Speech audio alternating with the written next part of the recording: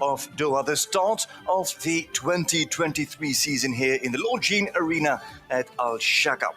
After a record-breaking season in 2022 when Ben Meir raised the bar by being the first rider in the history of the Tour to be crowned LGCT champion for the third time, a new season means new opportunities and chances for the championship contenders. Meir has sustained a shoulder injury over the winter and is expected to be out of the saddle until late May.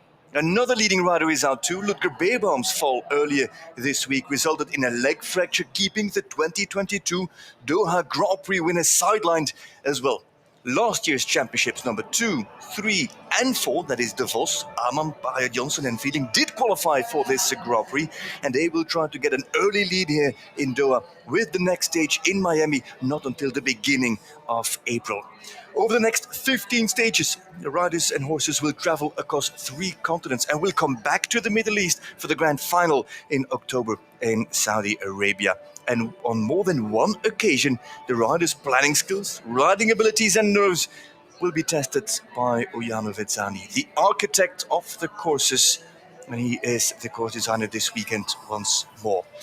40 men and women will take on this meter 60 Grand Prix course after they have wrestled and fought their way through the qualifier, which was held yesterday. And that is a big change. It is a new format of the Longines Global Champions Tour and Global Champions Weekend. Global Champions League is now held on the day before the Grand Prix, with both first and second round on the very same day, and that separates Global Champions League completely from the Longines Global Champions Tour, what we are now focusing on. And we're also focusing on the beautiful Longines Arena in Al Shaka here in Doha, Qatar, just a few hundreds of meters away from Education City and the beautiful football stadium that was a venue during the latest 2022 FIFA World Cup of football. This is the arena, 170 meters by 77 meters, so beautiful surface for Vezzani to work on, and this is what it looks like.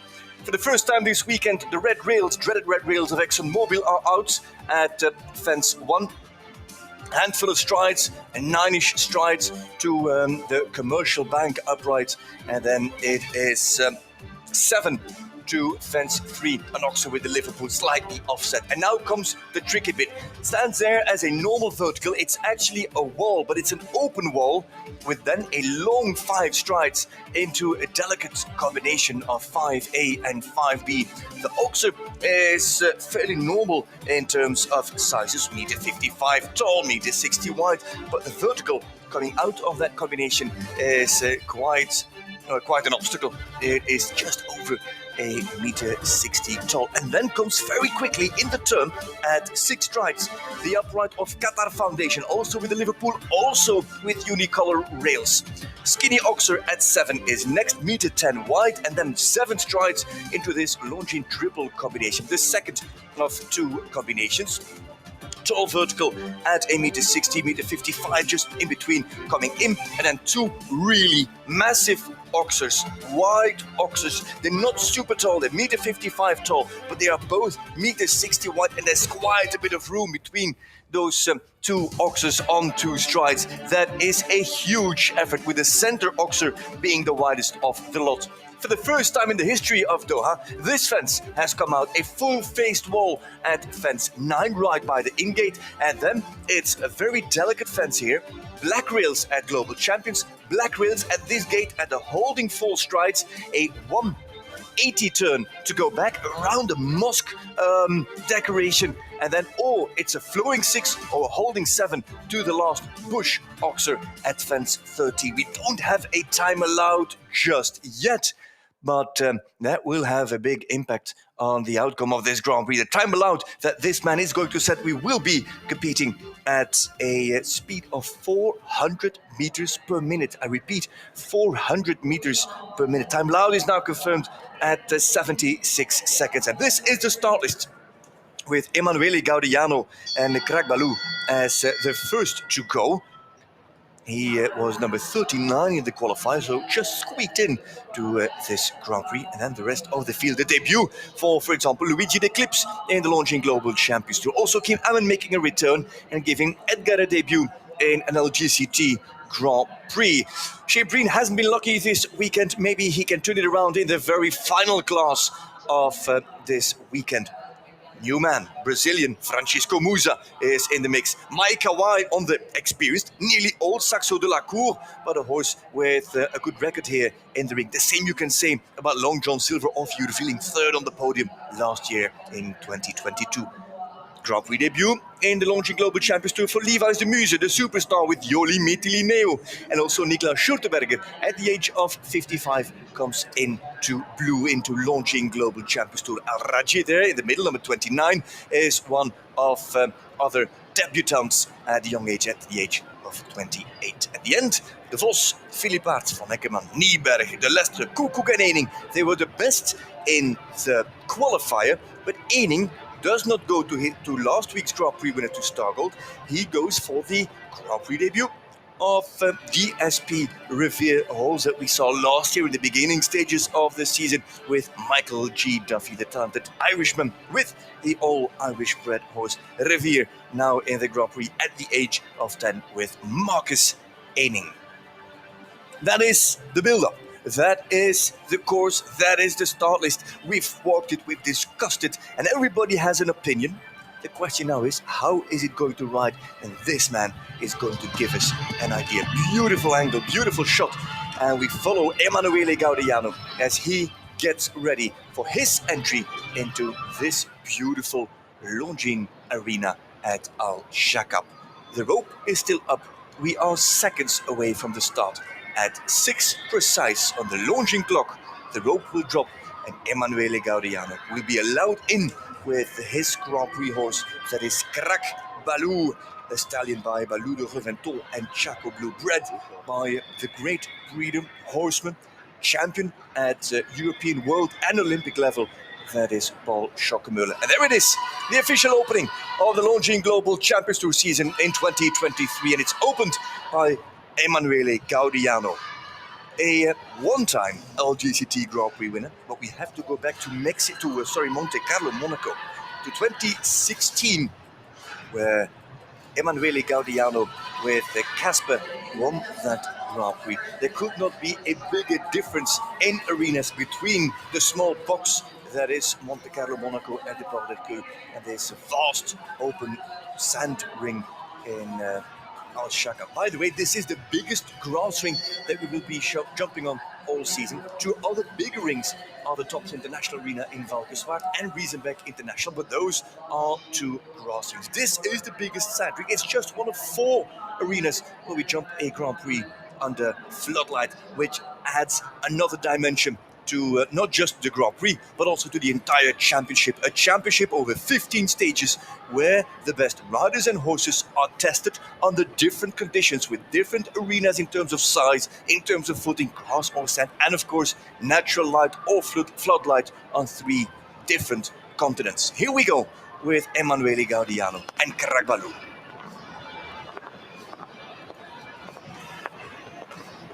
Holding 9, and then 1, 2, 3, 4, 5, 6, 7. He was very much on the inside line there and had to hold quite a bit. Now the first test on bravery at fence 4, the open wall. And the 5 are not extremely long, but he does get on the back rail. And 6 to the Liverpool. They come up really quick. Now a little bit of a breather, and he has to get ready for 2 very big oxers. This is a skinny oxer at 1.30 m. Then 7 strides into the combination. You need those 7 to build the momentum. And look at how he pushes Gaudiano. Lots of body language to ride Crack Baloo over those oxers in the triple. Gets a little bit of a strong horse now in his hand as he was pushing and pushing out of the triple. And he takes the State of Qatar flag down, putting him on 8. Now short, needs control, back off from the black rails, does that really well. Goes a little bit wider, I think, than most riders who would be still clear at that point. Is he in for a time fault? 76 seconds, a time allowed? I do not think so. Holds and holds and holds as he gets home, puts the pressure on Crack Baloo, but makes it 12 at the finish for Emanuele Gaudiano.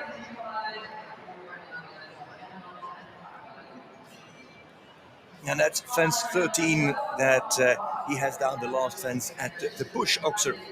Here with the belly, It's a long 5 and it just didn't get there with the horse on the hind leg. And so it was strong riding necessary from Emanuele Guardiano, but unfortunately it was not enough. And with that, we have a bit of an idea of how this course is built and how Vezzani's course is selective, delicate, but also gutsy with that diagonal placed triple combination, vertical oxer over the diagonal of this beautiful ring. With a very slow canter, Max Kuhner comes to the start on EIC Cooley Jump the Cube. Another Irish horse. Not that Greg Baloo was Irish, but earlier we were talking about DSP Revere of Aining.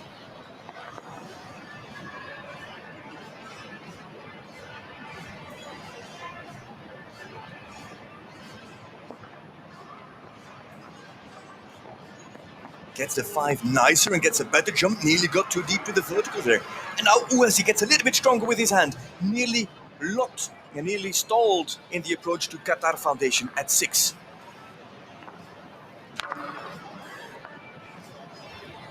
Ooh, 8 and slow. He has the fault on the skinny oxen, but has he now got the power? And yes, indeed, there's a dark bay, the black gelding by Pacino and Opal's quality out of nearly not a still, but on a slow pace, jumps those oxes real easy. Lots of scope. Another front rail that goes in the combination. He has a little bit that longer forearm that hinders him at those oxers.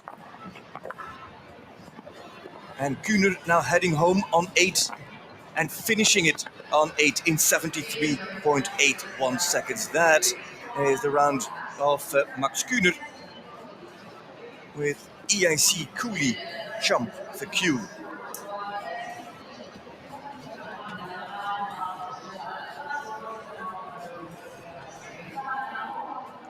Two down. This is that slightly longer front arm.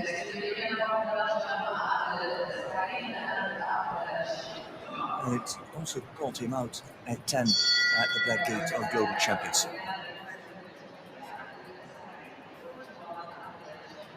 It has not been Max Kuhner's weekend. In the Global Champions League with the Shanghai Swans recorded a disappointing score of 12 in round 2, which made the Swans tumble to midfield. The Swans are one of the highest rated teams in the Global Champions League. Over to Belgium's Abdel Said with the Arpège du Rue. The Belgian with his 13-year-old French bred.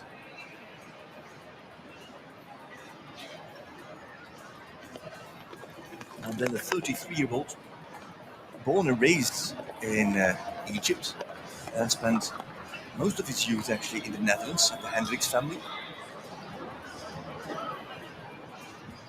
But based now in Belgium, where he has his stable, where he has found his base.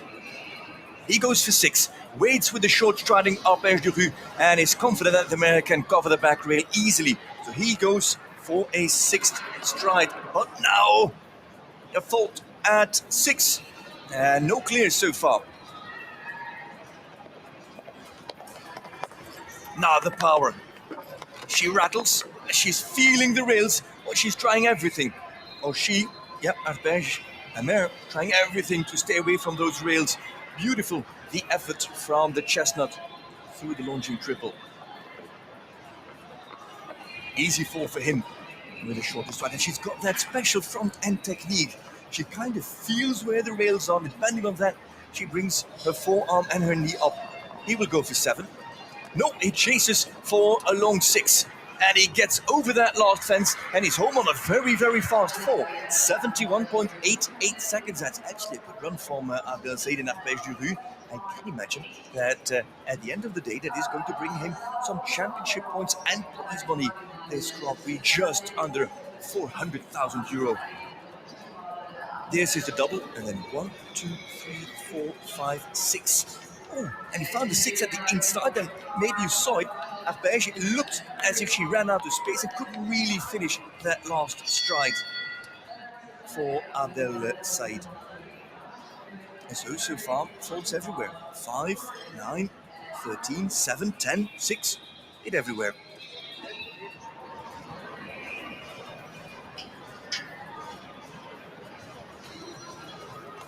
that is the Launching Global Champions Tour Grand Prix debut of the home rider Rashid Almari with Concordes NRW. On the ride of Philipp Schulze-Tophoff. It starts with a little bit of a rattle at the ExxonMobil Oxer.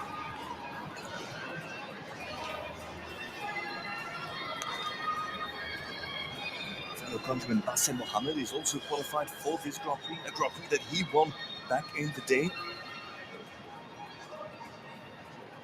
Goes for 6, had a very steep landing, and it was not a bad idea to go for that 6th stride. Good reaction, good thinking from Almari, who now gets nice and straight for the Liverpool. He is not fast. Now, time allowed is generous, but how generous is it in the long run? 1, 2, 3, 4, 5, 6, 7. And outstretch and push a leg to get out. And he's really riding for it. Good riding there from Rashid Almari. It's not a big name in short jumping just yet, but the whole rider is halfway through and still clear. 4 fences to jump. The 4 should be easy for this horse. Now make it round. He lands there at 61 seconds. Time allowed is 76. Rashid Almari in front of the home crowd. What does he do here? Come on, bring it home, bring it home. Unbelievable. That is a tremendous success. A result that nobody expected from Rashid Almari. It was his debut, the first time that he would jump this Grand Prix. We saw Abdel Said and we saw Max Kühner, we saw Emanuele Gaudiano getting faulted. But Rashid Almari, with a fairly new horse, jumps clear in the Launching Global Champions Tour Grand Prix of Doha. Wow.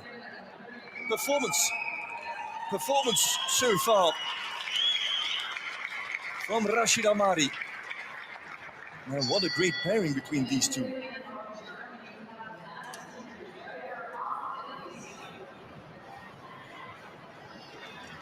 And an Olympic champion even gets very excited and gets emotional on Kiss and Cry as Almari jumps clear in this Grand Prix. And that with the stadium now packed with home riders. Hans-Dieter Dreher goes next with Elysium.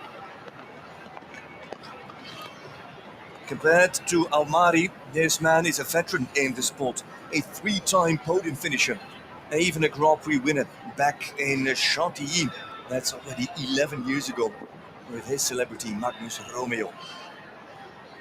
Look at how big the stride is of Elysium. He could sit still for the 5 strides into the combination. He has to go to the outside to Qatar Foundation. Son of Sirocco Blue, Elysium. And holds here again, but can drive that hind leg under to make sure that there's that positive tension through the triple combination and jump that real easy.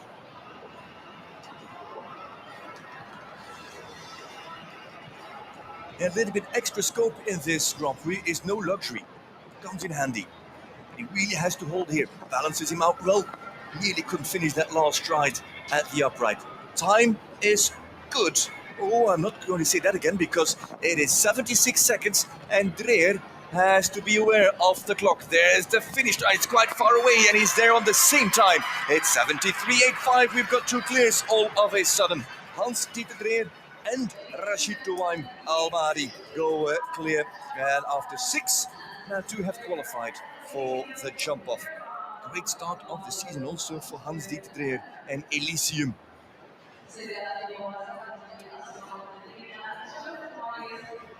Really powerful and spectacular grey. Sirocco Blue and Coronado. And those were also 2 stallions that have produced scope in all of their offspring, both Coronado and Sirocco Blue, the former Olympic horse of Jureveen, championship horse of Jureveen. We've had the LGCT Grand Prix debut of Rashid Almari.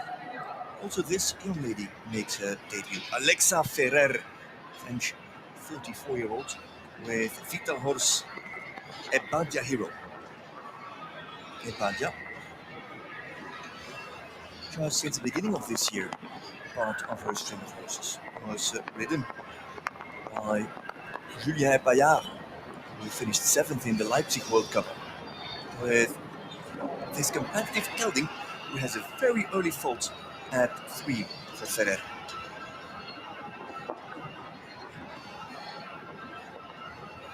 5. Comes up really well, the son of Erko van der Rosaker. When nearly she steered him to the outside, by that she gave him too much or a lot of room, and he nearly hesitated there at 6.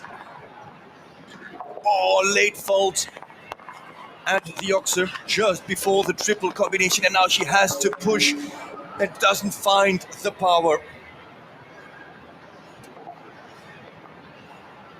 Alexa Ferrer, Victor Horse, Ebadia Hero. It's very careful now, starts to make a lot of air over the fences. Needs to keep him forward with a very big Oxer to finish. There's a long 6 shoot, he can make the momentum. And that's the finish for Alexa Ferrer and Victor Horse, Ebadia Hero. It is 12 in the end.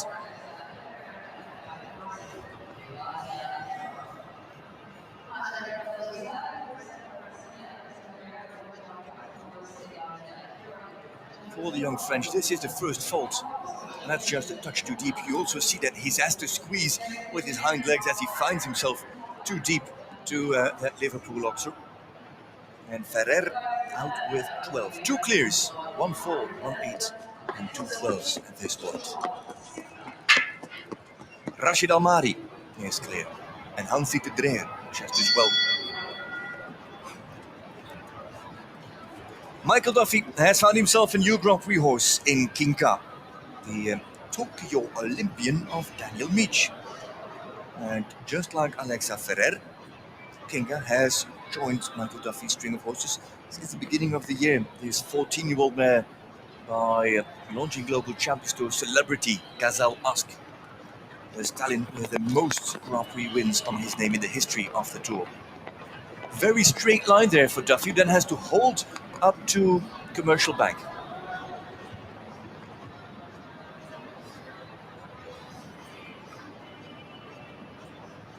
Tied to the wall. Gets a slow landing and then has to ride for the 5.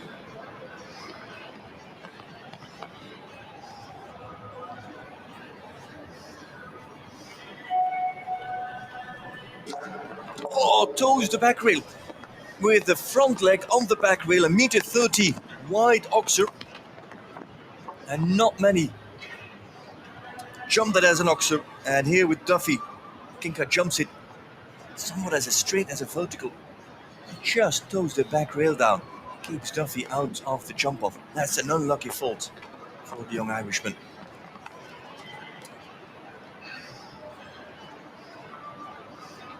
Comes around, tries to post a fast 4. That's a good move from Michael Duffy and Kinka on 4. He seems to be quicker than Abdel Said. Indeed he is. 70.63. Quick change of tactics there for Michael Duffy to land in 3rd at the moment with still 32 riders to go. The fault was unlucky, but then it was a good move from the young Irishman to secure some championship points on the Launching Global Champions Tour. This is that Oxer.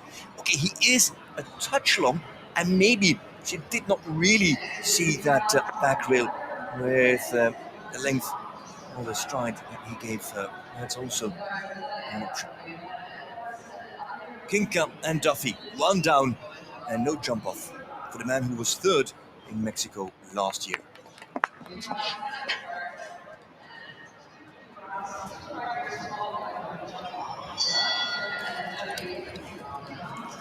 On the dark bay is another Irishman.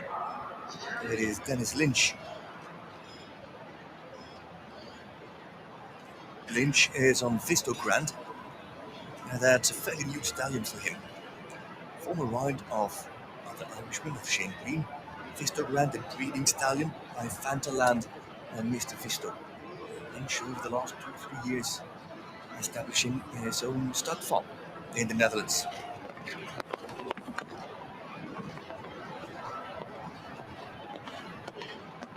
At the age of 10, now jumped some 5-star Grand Prix last year under Shane Green. And Lynch is actually a former DOHA Grand Prix winner. Was his only Launching Global Champions Tour Grand Prix win. And that's 2008 with the great Lantinus. Lynch, who stood on the podium in Mexico this year in front of Michael Duffy. The Grand Prix that was then won by Ludwig Beerbaum and Mila. Beerbaum also won this Grand Prix, and it's another back rail for another Irishman at fence 7. Lynch and Visto Grant, a horse that has all the scope, if you listen to the experts. Also surprised by the little width at that Oxer. And now also Lynch is trying to pick up the pace. He's got a big striding horse, so he can cover ground maybe easier than Michael Duffy. 70.63 is his time. Lynch comes home. He's not making the time of Duffy. Is he making the time of Said? No, 72.52. Drops him in 5th. Then is Lynch with the Visto Grant, the former Doha Grand Prix winner, is penalized at 7, where also Max Kühner and Michael Duffy were penalized. So far, the fence with the most jumping faults. And now, but now it's back rail actually, or back leg on the back rail.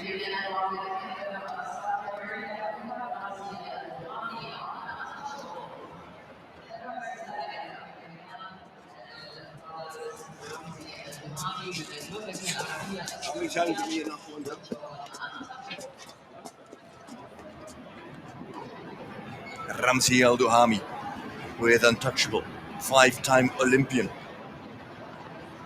And of course, medalist in London with that Saudi team at the Olympics. Now rides the fairly unexperienced Untouchable.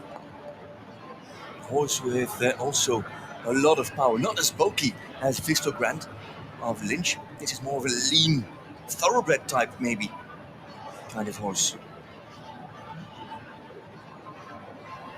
Started fairly late for his fine strides and has the vertical down.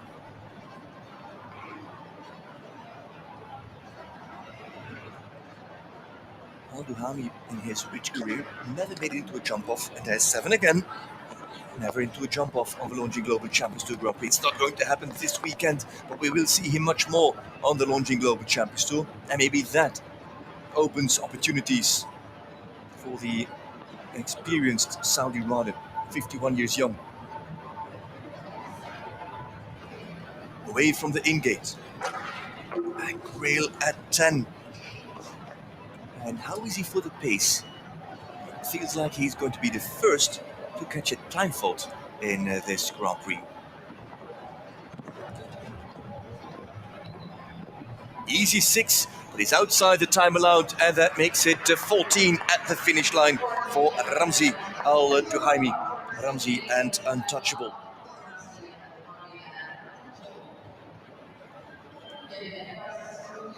Three down and 2 time penalties makes it 14 altogether for the Saudi. And the man from the region, Rashid Almari, first to go later in the jump-off. 2 clears after the first 9. Rashid Almari and Hans-Dieter Dreher.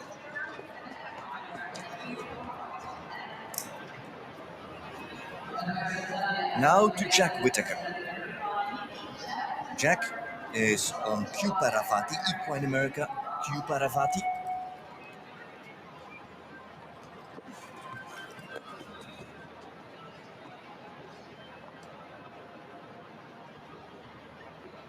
Bred in Estonia, this horse in this winter, 3rd in the Helsinki Indoor Grand Prix. This is a different piece of cake.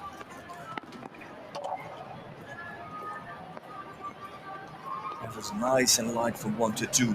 Had a little rub but stayed confident, didn't panic after the touch. That's in the blood.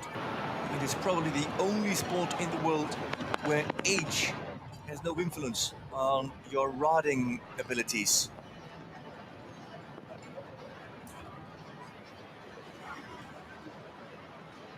The LGCT Grand Prix winner was. If we have to start to give you the track record of this man, we're here for an extra week. And we have to get... Oh, there's the block! First man to have a block out of the wall. John Whittaker with Equine America Unique de Frapport at 4.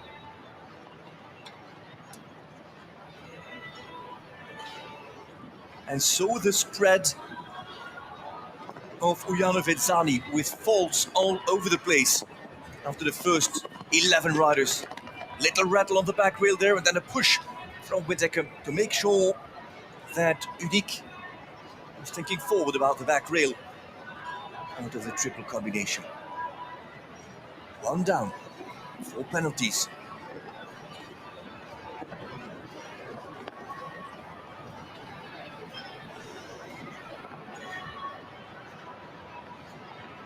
Squares him up, drives the hind leg under, gets a good jump over the vertical, and heads home to the bush. Oxer leaves that standing and makes it 4 in 74.75. That is the slowest on 4 penalties, puts him in 6th at the moment. John Whittaker and Equine America Unique de Framport. The fastest on 4 is still Michael Duffy. Keeps him in 3rd with a time of 70.63. John Whittaker took 4 seconds more over this course built by Ujana Vetsani. The hind leg of Unique de Framport.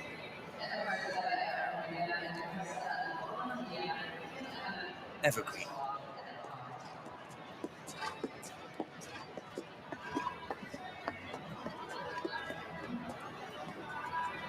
Over now to Kim Emmen, and Emmen is riding Edgar, a 14-year-old gelding by Warrant and Curioso.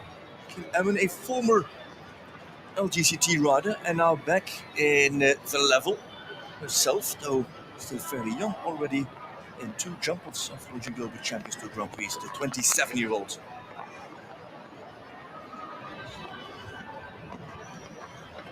We know her with Delvaux.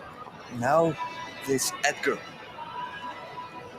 by the very scopy Warrant. That was a son of numero uno. Who well with different riders. I've seen it also with Alberto Michan. And these are very long fly, but she reacts very well, but lands on the back rail. She had a very steep landing after the wall, and though he's got a big stride, she had to go. And in the first stride, she reacted, but it was not enough, apparently, to cover the back rail. Spectacular front leg technique. Jumps a little bit like Chalou of Emanuele Gaudiano.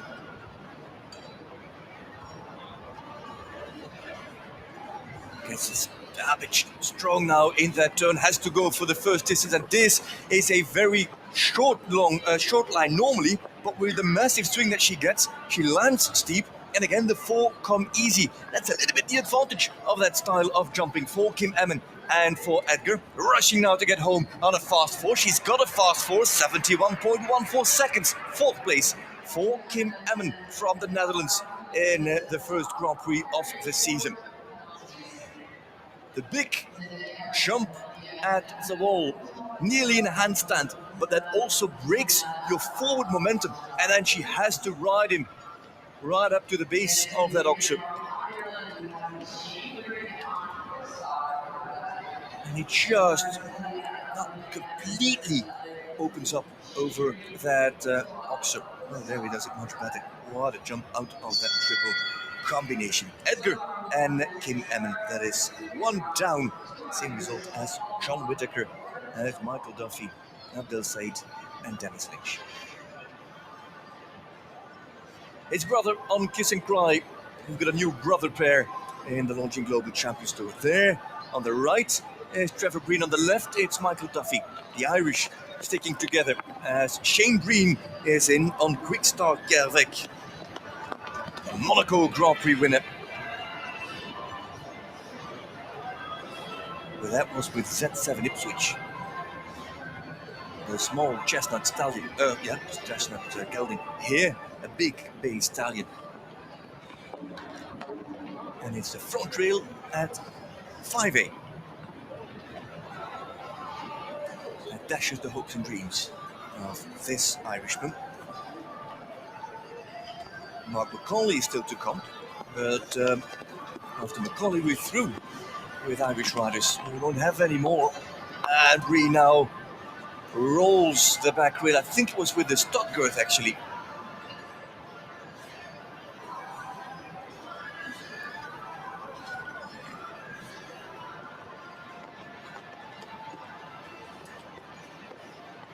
was good for the clock, but he sits on 8. And where Duffy and Lynch are still in for good prize money and launching Global Champions Tour points, Shane Green will sink a bit deeper in the final standing. Green with Quick Start Avec 8. It is an 8th place. It is the fastest on 8, but we'll have to wait and see what that will bring him. It's a difficult line from 45. First, they have to be jumping that wall very careful. Then the 5 are long, so you have to open up the stride, but still you need the horse to be, well, able to jump back from the front rail and be quick in those legs as you come at a higher pace at an open stride to that Oxer. And that was not the thing for Shane Green and Quick Start Avec, who are out of this race and out of this Grand Prix.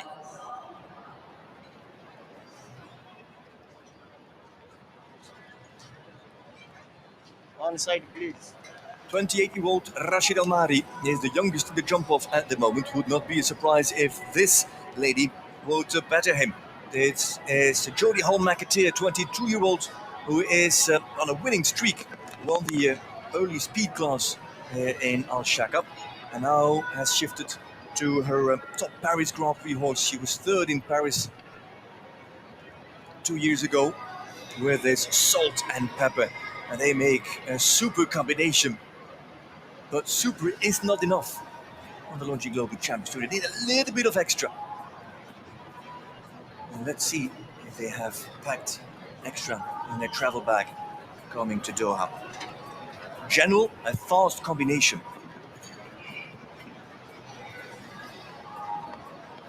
Nice into the triple. Now she needs a push, and another one. It's a long way out now. Oh, and a good stretch from Salt and Pepper. Stalled a little bit in the first part of the triple and toes the plank, just like it happened to, who was it, Alexa Ferrer and Emanuele Gaudiano. Not to Ferrer, by the way, only Gaudiano had it down. And there's another light rub coming out of that line at 11. And though they will post a fast time, it will bring them, oh, and I got another plank. Aye. And it unravels at the end for Jodie Hall-McAteer and Salt and Pepper. No such thing as qualifying for the jump up. No, it is 12 penalties and 11th place at the moment with the 25 still to come. Started strong, started good, and up until the State of Qatar plank. There it is, the wall. It's not really a wall, but as you can see, it's a full face plank. And so McAteer there, her first rail, then 2 fences later, another slight rub. It's such delicate material, and well, they don't need much, these fences, to come tumbling down, as it happened to Jodie Hall-McAteer and Salt and Pepper.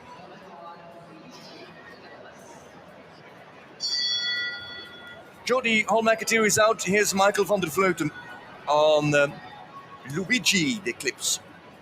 That is a 12-year-old stallion by Katoki and Calato. Luigi D'Eclipse, former rider of Maron Zanotelli, and the first time that Michael van der Vleuten is going to bring him out in a Longines Global Champions Tour Grand Prix.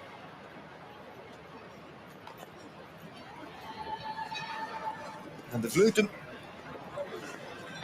3-time Grand Prix winner on the tour with 3 different horses. Of course, with his celebrity Verdi. Then there was Dana Blue, and the last one was with Beauville ZNOP back in Monte Carlo. What can this stallion produce? First time that we're going to judge him at this level with Van der Vleuten. Popular breeding stallion, there's Luigi in Belgium. His granddam, Luigi, was a national champion, Belgian champion with Niels Bruinzeel. That was Aluna. She also jumped the European Championships in Windsor. And it's a good start, safe start.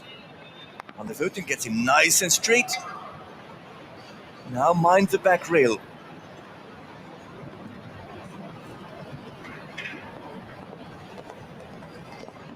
Gives him room into the combination. There's momentum. He's got a rub on the front rail, and he just stretches over the back of that Sea Oxer.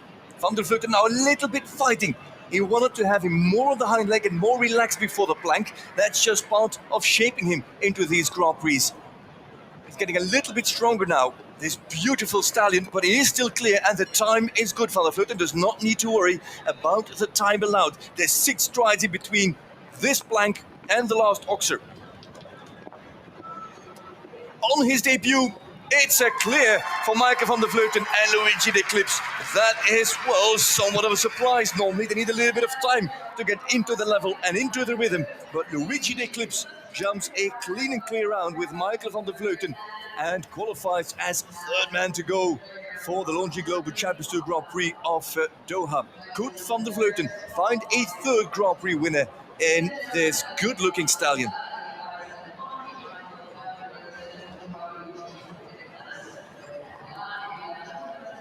Impressive stuff from the Dutchman, who always seems to find the next Grand Prix horse in his career. And with Luigi now added to his string, that will be a great support to Beauville just as well. After the injury that the Dana Blue sustained here in Doha years ago, it was a little bit light maybe on the Grand Prix front. Macaulay, last of the Irish. Mark Macaulay, Irishman with the Django Saint-Hermel. By Uppercut Kervek and Andiamo. Bred by the Lefebvre family in the south of Belgium, who also bred Bingo Saint-Hermel of Daniel Deusser.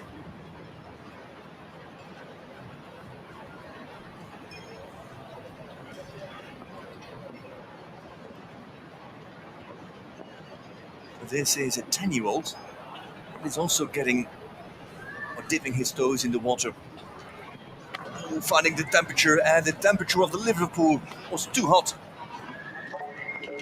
As he now shifts to the inside, you could see at the point of takeoff that he shifted to the inside of the turn and then closed the distance to the oxer. And it looks like Macaulay is retiring. Yes, indeed, he is Mark Macaulay with the Django Saint-Hermel.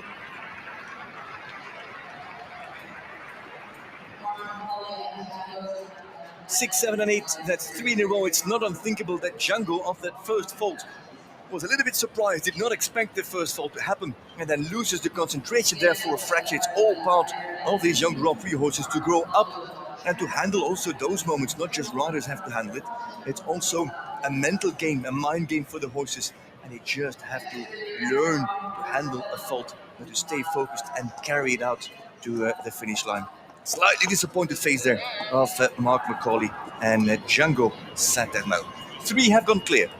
Rachid Almadi, Hans-Dieter Dreyer and Michael van der Vleuten. There is a break after the 19th combination in this Grand Prix. That is Jérôme Guéry and Crystal. There's 3 combinations still in this first part, including that Jérôme Guéry, a 2-time Grand Prix winner. This is Brazil's Francisco Musa. Francisco Musa rides Carte Bleu PS Marathon. And Musa, who rides his second Longines Global Champions Tour Grand Prix in his career. You might think, Musa, I haven't seen him on the tour in years. Well, that's correct. You might remember him if you've been with us since the beginning. You might remember him from 2010 in Rio de Janeiro in that beautiful Grand Prix in Rio with Primeiro Doctor Metodo. Well, that was his Grand Prix debut.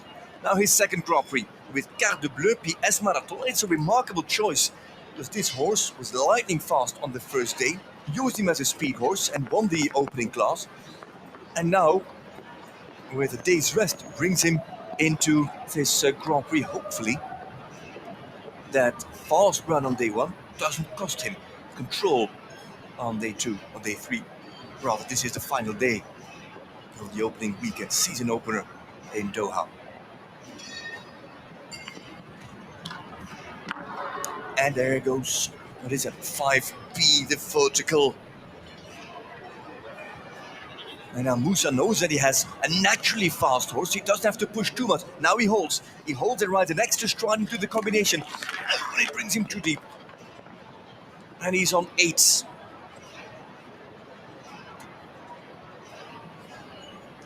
Musa. Now a fast time will not be as influential. He had the cards in his hand for a fast four, but it does look there again in that line of the short four that he has to work hard with his hands, and he's a little bit out of control of Carte Bleu PS Marathon. And in the end, it is 12 for Moussa.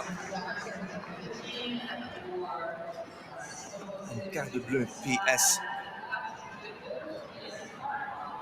He won the class with his horse, but was it the right class to win? There's a question that the pundits may answer. Oh, that is very light. On the way down with just one hoof.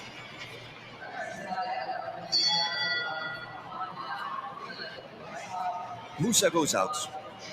3 have gone clear as we're nearly halfway through. A beautiful floodlit Longines Arena of Al Shakab now finds Philip Weishaupt in it. Philip with a 9-year-old that makes its Grand Prix debut. Actually, it's meter 60 debut. And why is that? That is because Weishaupt had to go for Kobe in the Global Champions League class. The class on the stage that they won with Riesenbeck International, powered by Kingsland. But he doesn't want to put Kobe through the test of jumping 2 big rounds on 2 big days, so 4 in total. So with lowering his expectations, he's trying to give Just Be Gentle a just nice experience in this Grand Prix. Wow, it starts well. Just Be Gentle by the former LGCT Grand Prix stallion, Tyson of Leon Pace.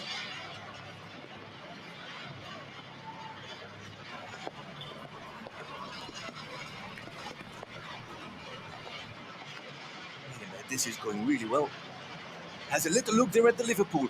Is it shaking him up for the full face blank? Yeah, he stays stuck, but he's over it. He is over it. The inexperienced gelding had a big look at the plank, but he's up and over with 4 fences to jump. Weishaupt now has to steer him and guide him. Little bit of leg, little rub as well, and the third last fence. Weishaupt is on a good tempo. He's good for the time, and this, next to Almari's round, this could be the big surprise of this Grand Prix. Here comes Philip Weishaupt with a 9-year-old. Unbelievable performance. Unbelievable performance from Philip Weishaupt on the 9-year-old. Just Be Gentle. His second choice horse for these Grand Prix. A horse that never jumped a meter 60 class before, that never jumped a 5-star Grand Prix in its career. And now, Philip Weishaupt catching his breath. Look at that. Okay, had a little bit of luck, but no, sometimes you need it. Sometimes it's on your side, and sometimes you ride the perfect round and you have a fence down that you didn't expect. And look at those faces in the background. That's how we all felt, didn't we? Beautiful angle. And Lisa Fund is there on Kiss and Grind, long-time groom of Mr. Weishaupt. Guéry then has lost in the first part. Guéry with Crystal. Who's Crystal? Crystal is a 13-year-old Holsteiner by Diamant, de Semilly and Dobels Cento. There you have seen in Hamburg last year, in the jump-off of the Grand Prix there with Niels Bruinschels. Now another Belgian on her back.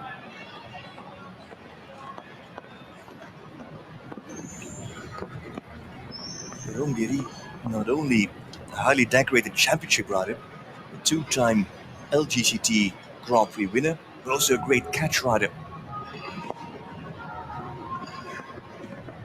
Can adapt to nearly anyone. Oh, what's happened? I think that his hackamore, look at that, his hackamore has come loose and has turned around.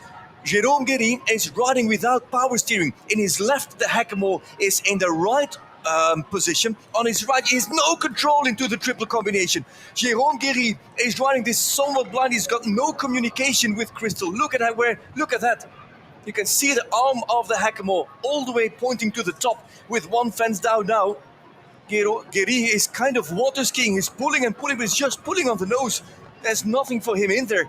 And he's out of control. It's due to a technical error. Maybe a little leather strap broke and Guéry is in trouble. But it is An enormous round from Giri to bring this home. How can he bring this home over so many fences, out of control? That is, well, craftsmanship, and nobody will speak in the end. Well, we know who the winner is. Nobody will speak after Jérôme Guéry. If you look at the result list, there you can see it, how the Hackamore has turned around. But this is somewhat of a winning round, though he is tremendously disappointed there, Jérôme Guéry. But somewhere this is a win. I don't know where it snapped, that leather strap, but you can see that, yeah, he's just out of control. Well, he's still a little bit in control, but he's not able to really point the mare or position the mare where he wants. And so it is a very fast fall. Being out of control also has advantages because he lands in fifth at the moment. Jérôme Guéry with the crystal. Yeah, Hackamore broke and 4 penalties.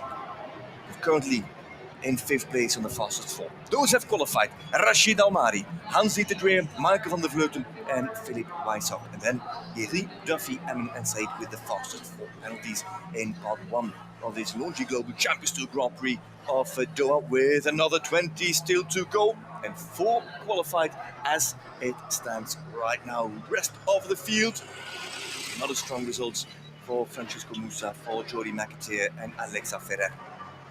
Further down, we also found Emanuele Gaudiano, the trailblazer, Ramzi Aldohami, and Mark McCauley, who retired on Django Saint-Hermel. With that, halfway through, there is a break coming. The tractors in the ring to work the footing there. On the right, the mother of Yoli Mitlineo. On the left, it is Lily Atwood, who elected not to compete in this Grand Prix, while we have a look at the highlights of the clear round combinations: Rachid Almari, Hans-Dieter Dreyer, and Michael van der Vleuten.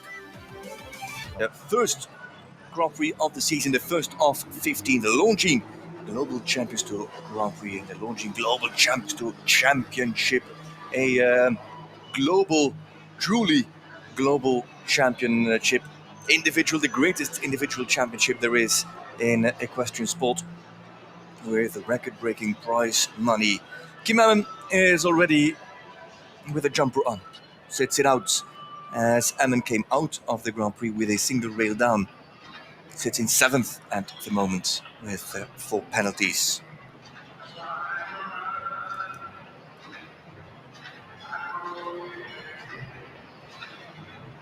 And what a first part of this Grand Prix we had already.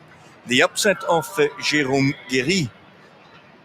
The clear round on the debut of Rachid Almari. The clear round of the debut of Luigi De Clips with Maaike van der Vleuten. And the clear round on the debut of Just Be Gentle with Philip Weishaupt. So far, it is a surprising lineup in the jump-off with debutants at this point. In the middle sits Hans-Dieter Dreyer. He's also clear with Elysium. Dreyer himself a winner already, of course, of a Longines Global Champions Tour Grand Prix. Talking about winners, here is the leading lady on the Longines Global Champions Tour. It is Malin Pajar-Janssen, just missing out on a podium finish or a top 3 finish on the overall standings of the Longines Global Championship. Talking about last year, where she finished 4th behind Alman and De Vos. Close margins, all behind Ben Meer, who was crowned the 3-time champion, the only rider in the 17-year history of the Longines Global Champions Tour to win the championship 3 times. Well, Malin Pajar-Janssen is back with her superstar mare, with H&M Indiana, who has stood on an LGCT Grand Prix podium 6 times. 7 podium finishes in all for Malin Pajar-Janssen. The 7th was with the legendary butterfly, H&M Butterfly Flip. And every year, Malin Pajar-Janssen manages to win a Grand Prix. Rome in 2021, Saint-Tropez in 2022. And now, his mare is in top form. And with debutants in the jump-off, he will be fearing this mare, this combination. The 9 and the 7. Now around. The open wall. Easy 5 for this big striding mare. This forward-thinking H&M Indiana. Reacts quite strongly there to the bit. And now Malin at the skinny oxer. 7 into the combination. Positive ride into it.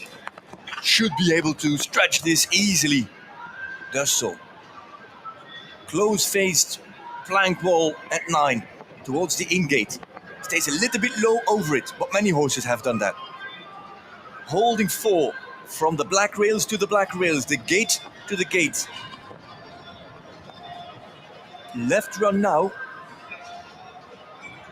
from 12 to 13, and she's way up on the clock. It's looking good for Malin Bayer-Johnson.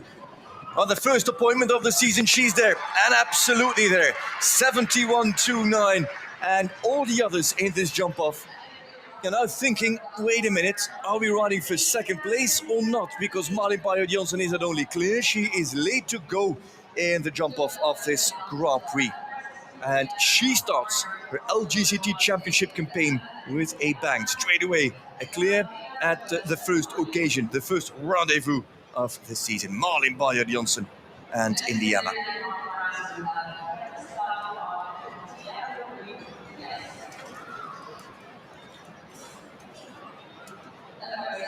You have to catch your breath after that fire-breathing dragon drags you across and around the Longines Arena. Kevin Stout, Frenchman, is next. With a 10-year-old Diallo Blue PS. And normally you would say, not so experienced, but if you look at Just Be Gentle of Philip Weishaupt, I have to give it perspective. Diallo Blue by Diarado's boy and Chaco Blue.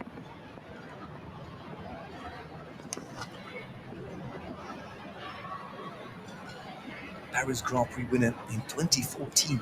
Oh, nearly drifted there, nearly locked onto the wrong fence. Stout with a quick reaction with his outside leg to keep the Yellow Blue locked in on the right wall, on the right fence.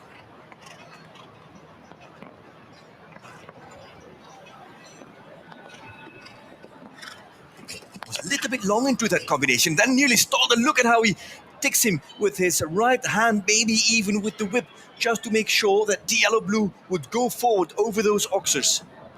He stalled in the air over the vertical, and then it was a strong ride from Stout.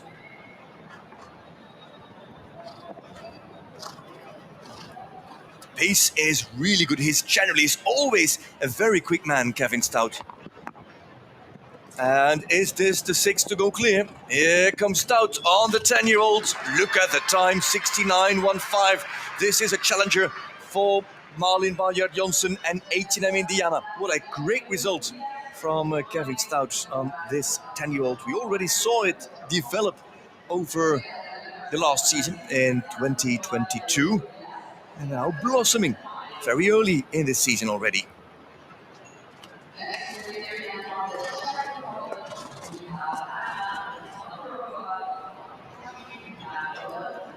There are the standings. The clears, 6 clears at this point.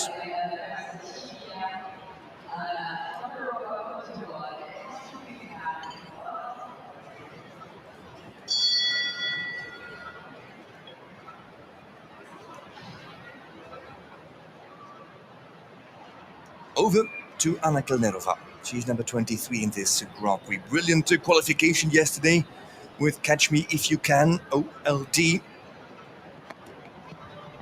Kelnerova.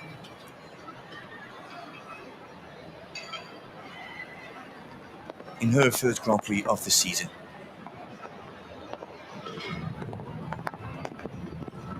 In a course that actually could suit this mare. Good start. Makes a good turn to the wall. Stays a little in this Grand Prix. He does not need to worry normally about power and scope. As you can see, that horse has it enough.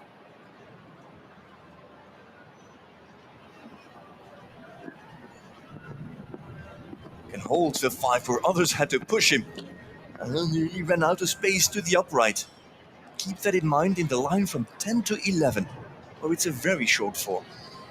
Makes it, look at the angle that Feeling rides to that oxer. Cut the corner just to save a few seconds, shave a few seconds And it's a front rail, as Vrieling is probably very confident about the back rail. It's a front rail that will keep Jur Vrieling out of the jump-off. And Long John Silver has too much of a look at the full-face plank. The Qatari flag is not flying for Vrieling. And so it's Aiden now, he's catching time faults. And Vrieling has not the start of the season that he wanted. His championship rival, like Malin Bayer-Johnsen, is in the jump-off, and Vrieling is going to take a big tumble in the standings. Because look at the time that is being added. He, if he's lucky, he's on the 20 penalties, but he won't make it. No, that is 22 in the end for Jur Vrieling and Long John Silver. A completely different result that than the entire team had anticipated. And Vrieling disappointed. He is not hiding his emotion. Brings Long John Silver back to defense where it all happens. Brings him back to 9, to the Qatari flag.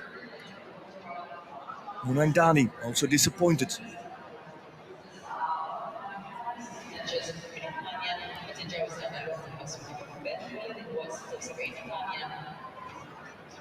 Vrieling out of contention. 6 have now qualified for the jump-off. And in last week's 5-star Grand Prix here at CHI Al Shakab, Mike Kawai jumped 3 clean rounds in a row.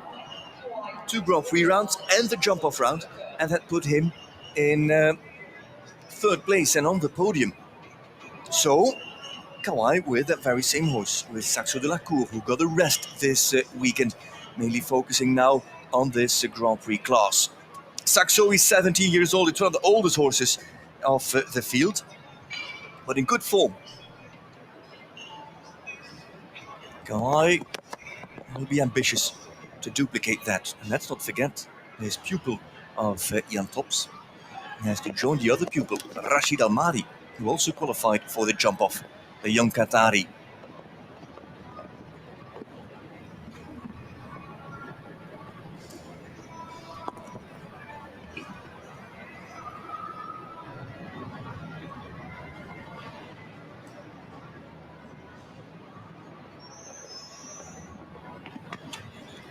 Oh, he has to be quick. He really flew into that double.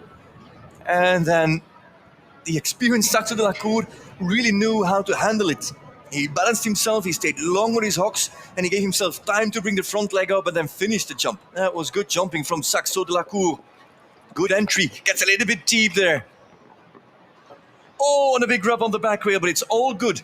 Is Kawai slow is now the question. 76 seconds of time allowed. No time penalties from anybody who didn't have a run out. He's jumping out of his skin. He's staying a little bit low over the upright.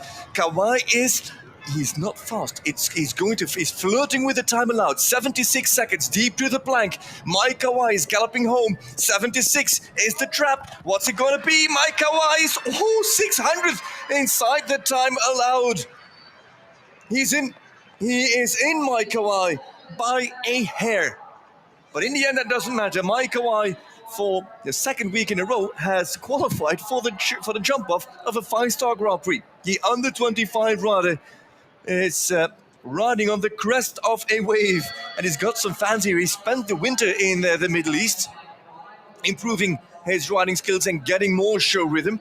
So he's got a lot of friends in this area, and they came out to cheer for the always happy and funny Mike Kawai. Always a good laugh with him, but now he's not just a fun guy to be around, he's also producing clears in Grand Prix. By the way, it is his first ever clear round in a Longines Global Champions Tour Grand Prix. His first ever jump-off coming up for Mike Kawai. Well, for Levi's de Muse, who is a superstar in his rights, this is his first Longines Global Champions Tour Grand Prix with Jori Mitlineo, the Greek rider.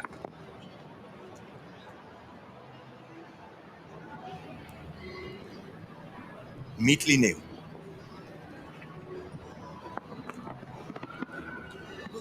Very quick there. It looked as if he lost the balance inside the double, but then he was quick to react there, Levis.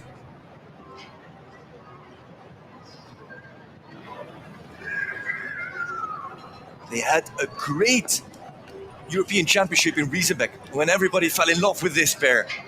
And you have to be honest and fair and say that 2022 was not on the same level. But now it's as if Levis and Yoli have found their vibe again, are in sync, are fine-tuned once again, with 3 fences to jump.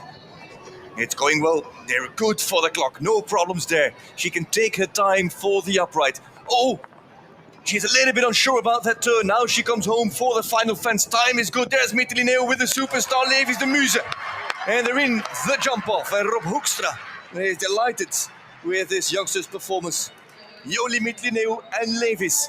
Another horse with LGCT Grand Prix debut. Oh, now numbers 8 already in the jump off, and lots of young riders in that group as well. Exciting jump off coming up.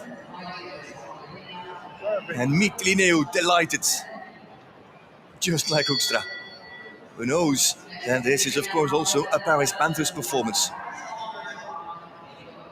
Superstar. Superstar material. And it means so much to these grooms who eat, breathe, live and sleep with these horses. 365 days. Well, another Paris Panthers now, with Harry Smulders, a 5-time LGCT Grand Prix winner, here on Bingo du Parc. Smulders, who missed out on 2 occasions on a big LGCT Grand Prix win last season. Twice second in Saint-Tropez and in Riyadh. Twice beaten by Ryan Johnson.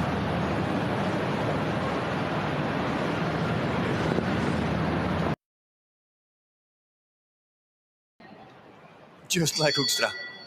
Who knows? And this is, of course, also a Paris Panthers performance. Superstar. Superstar material. And it means so much to these grooms who eat, breathe, live and sleep with these horses. 365 days. Well, another Paris Panthers now, with Harry Smulders, a 5-time LGCT Grand Prix winner, here on Bingo du Parc. Smulders, who missed out on 2 occasions on a big LGCT Grand Prix win last season.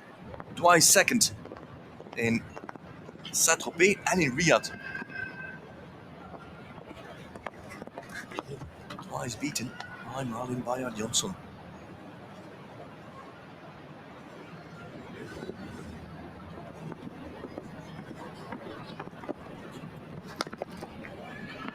Smulders and Bingo.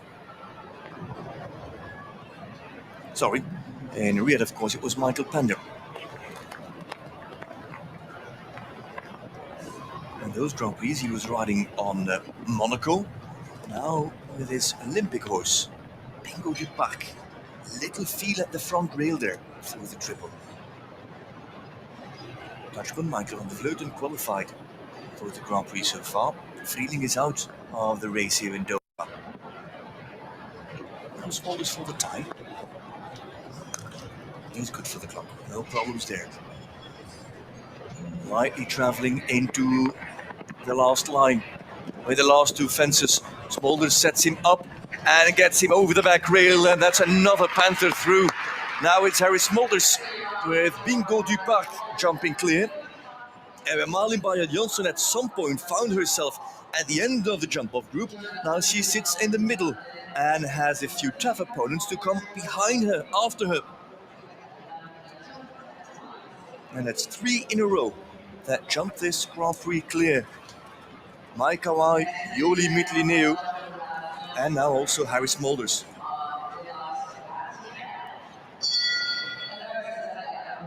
Nine through. To go.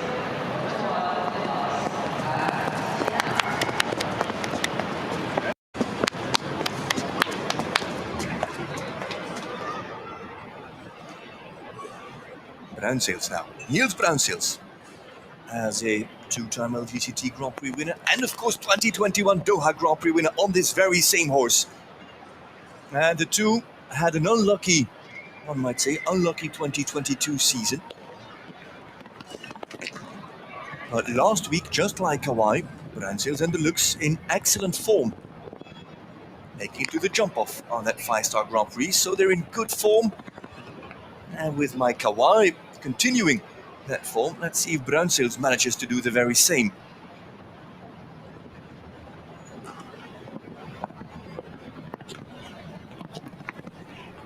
A very neat front leg technique, this son of Toulon.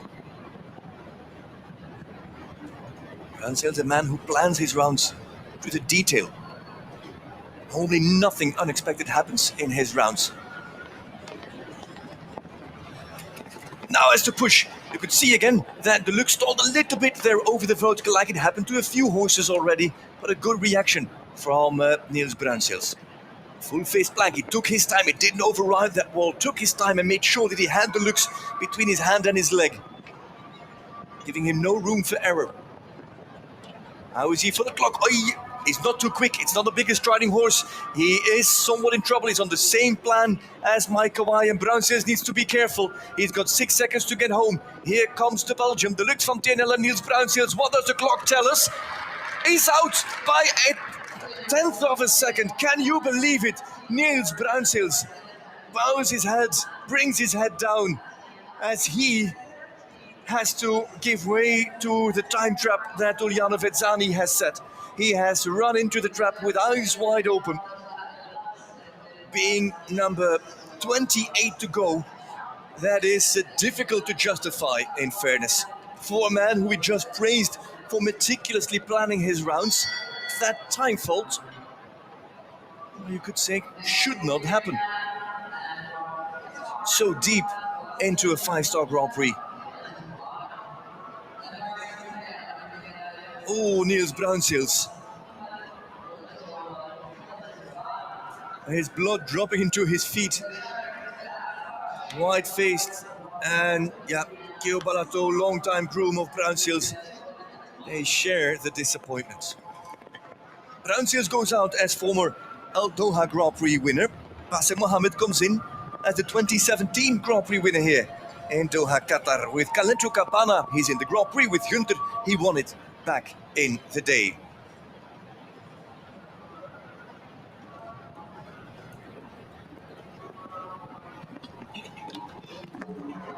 Oh, early faults. And so it's only Rashid Almari that will jump the jump off, flying the Qatari flag.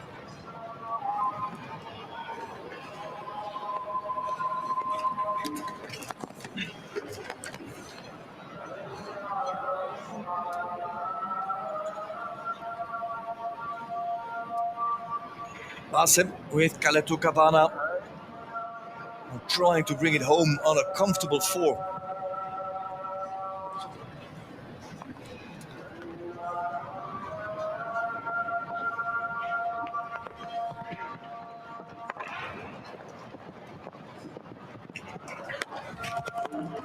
And in the end, it is a big 12 for Bassem, with the last 2 fences down as well.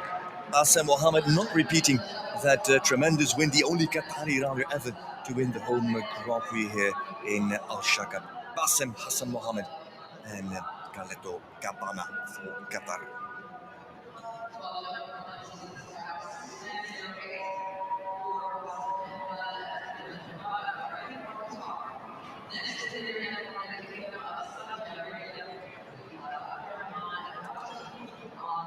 Well, a few surprising rounds at time fault from Bruinseels.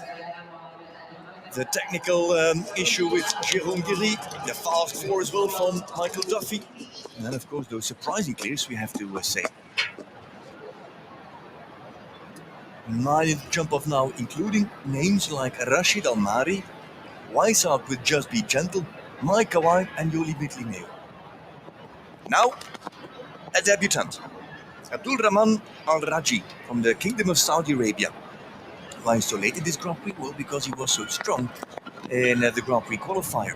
And now riding on a superstar horse, Babalu, by Baluz Bellini and Newcastle. Clearly also a man with many fans in the region. So for him, a very special feeling. Oh, that front leg, did you see that? And with the front leg coming up and the horse slowing down, it's the fault with the hind leg for Al Rajhi. Cannot lose the focus now. Touches the front rail. These are big fences now. Don't know if he jumped anything as big as this in such a big ring. Cuts the corner to the Qatar flag. Drifts to the inside. Keep it together, Al Rajhi. Well ridden four.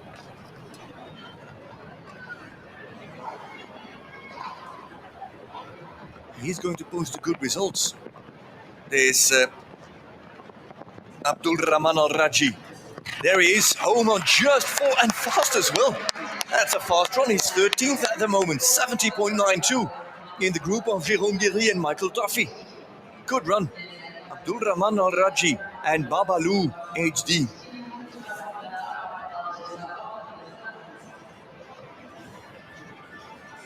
Comes up well. And in the landing, coming down a little bit early.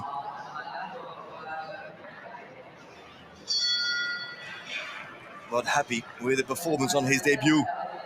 Praising his horse Babalu. Something that we all appreciate.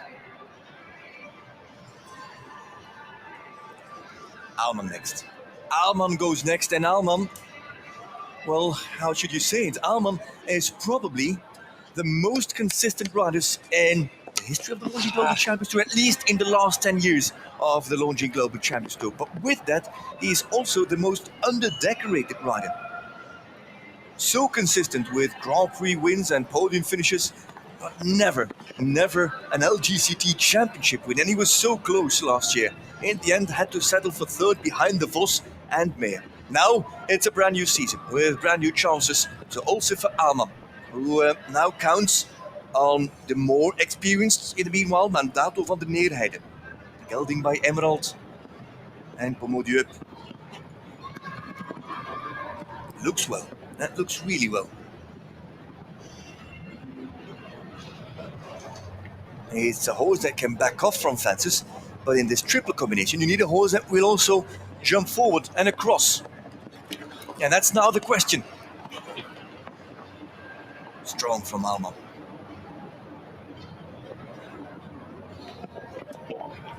Oh, on Qatar, on the flag. At 9, 4 penalties. Ali Bayard Johnson, still the only one of those championship contenders of last year to get into the jump-off. Meir isn't present. Freeling didn't manage. Alman also doesn't manage. Bayard Johnson is in the group. The Vos is still to come. Home on 4 and not as fast as the others. 72.52. It is 16th. That's the same time as Dennis Lynch, by the way, for Christian Alman and Mandato van der Neerheide. Of all the fences, you didn't expect that these two would have fence 9 down, the Qatari flag.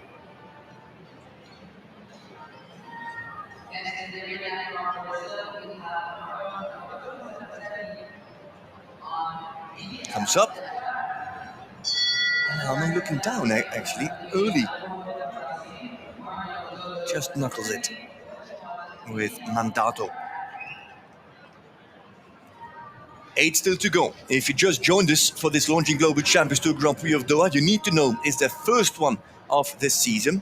9 have qualified for the jump-off, and in that group are a few, well, surprises. Yoli Mitlineu with her Grand Prix debut on Levis. Mai Kawai with a 17-year-old. Saxo de la Cour. Philippe Weishaupt on a 9-year-old. And Rashid Almari, who qualified as first, the youngster who rode his very first LGCT Grand Prix in his career. This is a 5-star Grand Prix winning combination. They won in Saint-Tropez. Marlon himself won last year's Grand Prix in Paris on Like a Diamond van het Schaak. It's Marlon Modolo Zanotelli with VDL Edgar M, the son of Arezzo, the sire with who he shares the face and the color.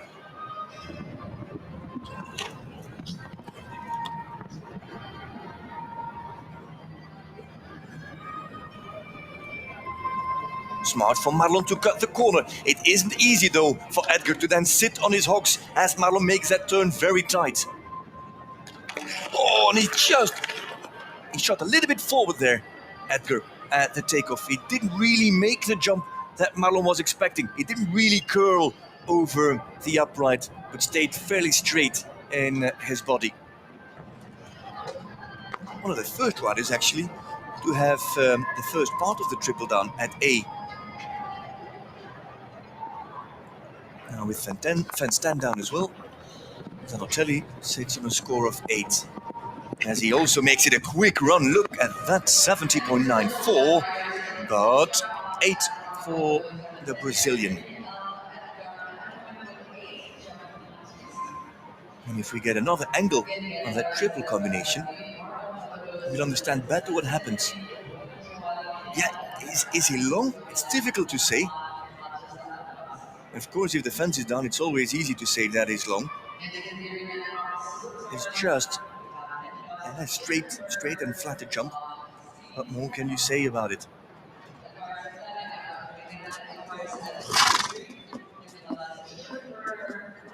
We're talking about 5 or 10 centimeters, of course, maybe 15 at max. Over to the Olympian, that is Niklaus Schurteberger. Swiss rider.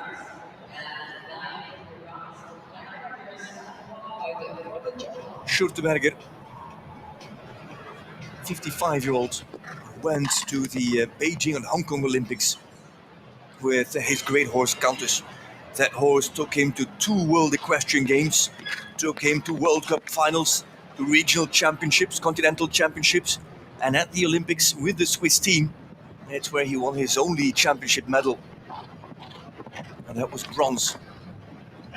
Well, only. Don't want to sound negative, that is a tremendous performance to have an Olympic medal in your trophy room at home. Schurteberger is on Chez Tefra by Clarimo and Laval. And as she brings the hind end up, she has 2 verticals down with her front legs.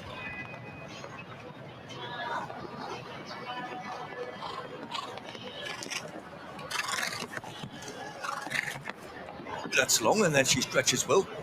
Really landed steep and deep behind the second part of the triple.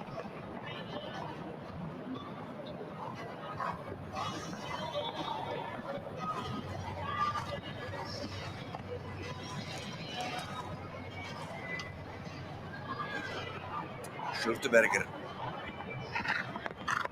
now heading for home.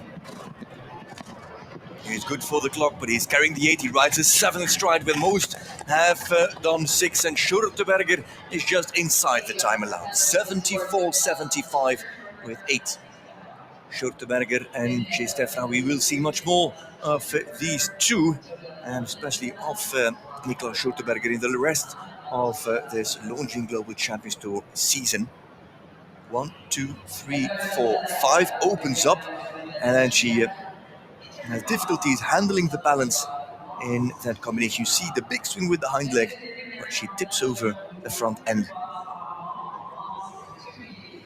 And so, also, Schurteberger and Chez Tefra are out. So, of the 2022 final top 5 of the championship standings, only Marleen Balyard-Jansen is in the jump-off. Ben Meer isn't here. De Vos is in the ring now. Alman didn't qualify. Balyard-Jansen did. And Vrieling didn't qualify for the jump-off. Peter De Vos is on his London Grand Prix winning man. This is Moms Toupie de la Roque. With all of her experience, his 16-year-old now brings De Vos into a new championship season. De Vos twice now forced to finish second behind an unbeatable Ben Meer in a championship race.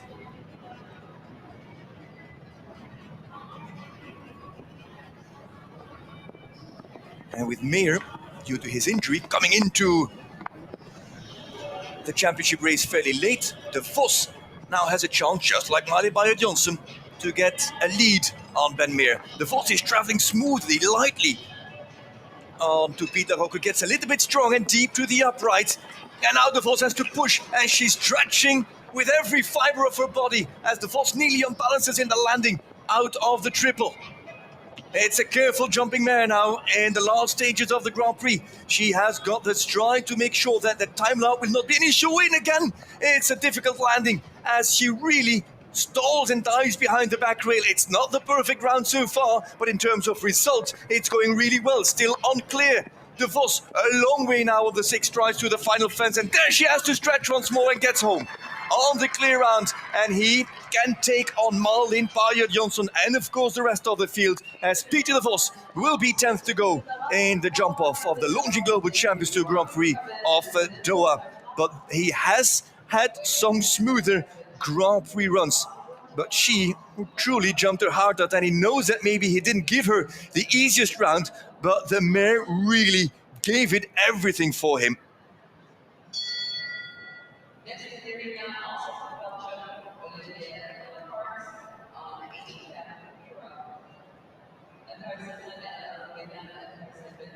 Tupi and de Vos happy with that performance.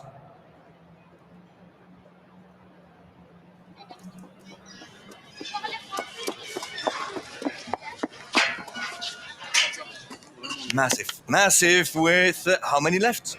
Well, 6. Here's the number 3 of the Monte Carlo Grand Prix, Olivier Philippart on H&M Miro. Miro by Diamant de Semille, now 11. Last year it was a shock when this big horse in the small ring of Monte Carlo managed to jump clean and clear, leaving the other podium places to second-ranked Derek Kenny and to the eventual winner, that is Max Kühner. Wow, there is quick, that big horse, so fast in his legs there. It looked at the point of take that he was too deep to that oxer at 5A. No such thing for Miro.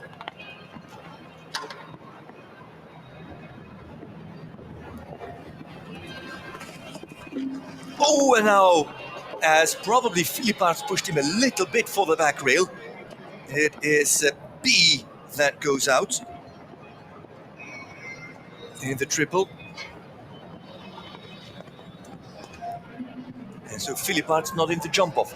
That means that de Vos will be the only Belgian. Bruinseels will find it hard because he is 11th at the moment on a time penalty, and Guéry is 12th at the moment with one rail, the fastest 4. There is Philippart, H&M Miro, one down, disappointed. Also brings his head down and doesn't understand why he had that fall, didn't expect that front rail to give way.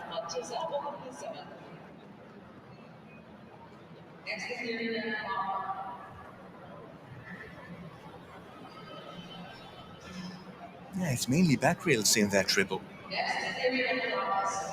And if you're a lip reader, it was a 4-letter word in English.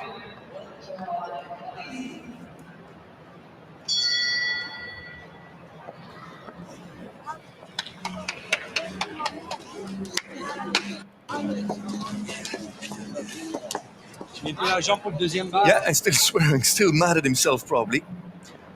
World number 1, Hendrik van Eckermann is in the ring. Not with the King Edward, he is there with the somewhat inexperienced Galizzi.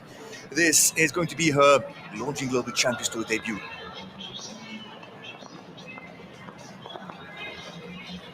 Georg Kaney, the owner of these horses present of the Dufour stables. Galizzi, actually produced by his wife in an early fault. Galizzi a little bit, it looks a little bit spooky, a little bit shy in the ring. With the floodlights on maybe.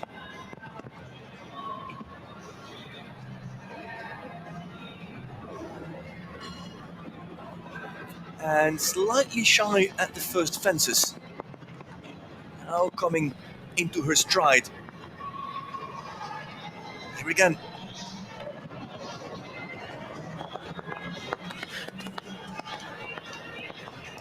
and the world number one has to retire following faults on fence 1 and fence 6.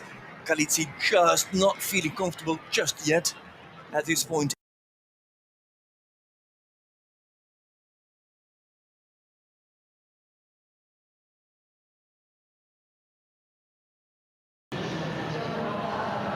Look down at the big filler of ExxonMobil at fence 1 and just forget about the front legs and the front rail. It happens.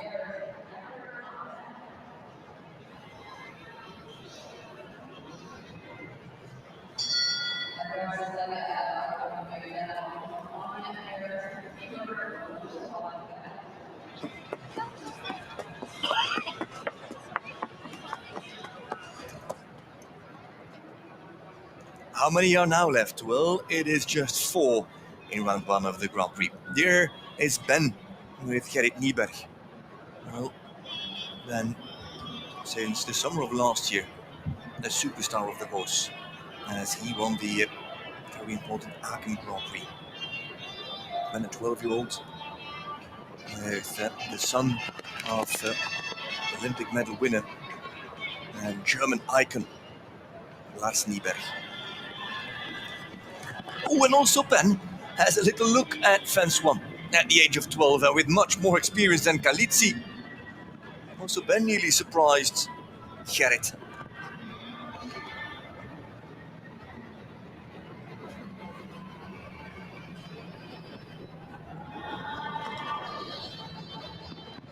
Nice 5, little touch on the back wheel, good reaction then coming out of the double.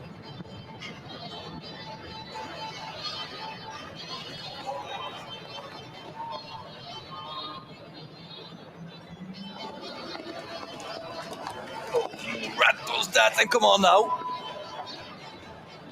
It's all on heart and mentality, as it looked and it was physically not possible. Oh, and here, look at that. As we say, he surprised him, nearly surprised him at ExxonMobil, now surprises him at the Qatar flag. And Ben and Nieberg now on 4 and not in the jump off. That is also somewhat of a surprise. Second plank that goes, and they get home on 8, and it's a fast 8, but it will be a drop not inside the top 20. Nieberg, place 22 it is for the German.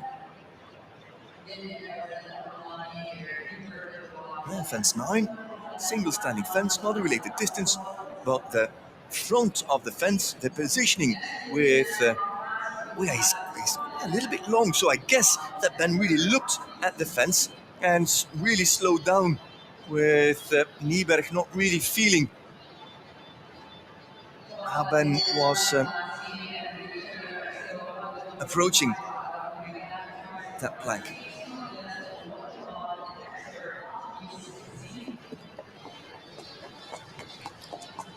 By the in-gate LED wall behind it, horses when they approach it don't see what is at the other side.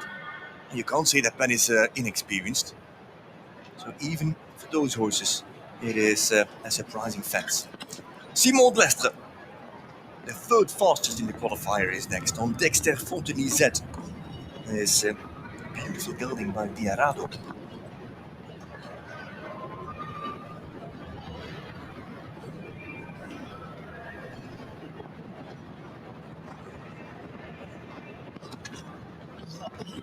Quick there in his feet. Dexter Fontenay. A little bit in the shadow of Cayman Jolly Jumper in his string of horses. A horse with just as much potential.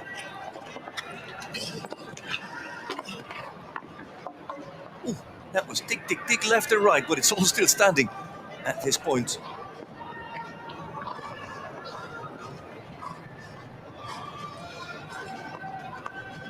And Blestre is fighting for a clear. And it looks like he's going to be rewarded for his efforts, as he is very good for the clock. So this is a man to watch in the jump off. Should he make it? Leaves the plank standing, helps him well to jump that plank. And that is quite a long run to that oxer, but he's in the jump off and his time is excellent. 69.54 seconds. He is the 11th to go, a rich and well-filled jump-off with a great mix of experience, surprise, talent, and a bit of everything in there, and even local talent with Rashid El Mahdi. At this point, Simon de Lestre will be the last man to go, with two still to go in round one of this LGCT Grand Prix, the Launching Global Champions Tour Grand Prix of Doha. Yeah, that diver's sign when everything is just okay and perfect. The hand gesture.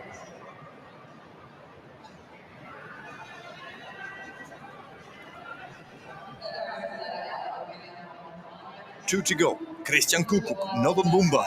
Mumbai, who produced an outstanding clear in the qualifier and in the both rounds of the Global Champions League,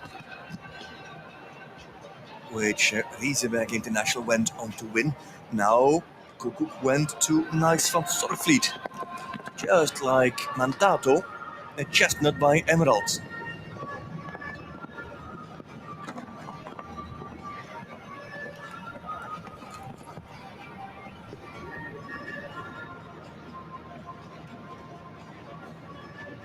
Ooh, nearly fell into his leg, or ran out of the turn, I should say.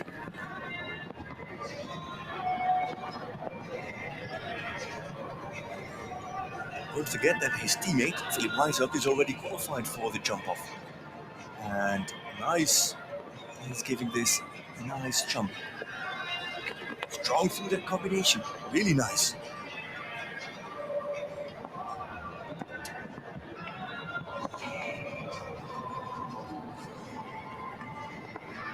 Nose out, head up, strong and straight connection between hand and mouth. Had to be a bit stronger there as she ran in deep to the black rail. Cuts the corner on him, does it again like she did to the wall. But it's all good so far. And Team Benebaum in excellent form, another clear. Christian Kukuk, Nice van Sorfleet, that makes it 12 now in the jump-off. It's going to be a big race.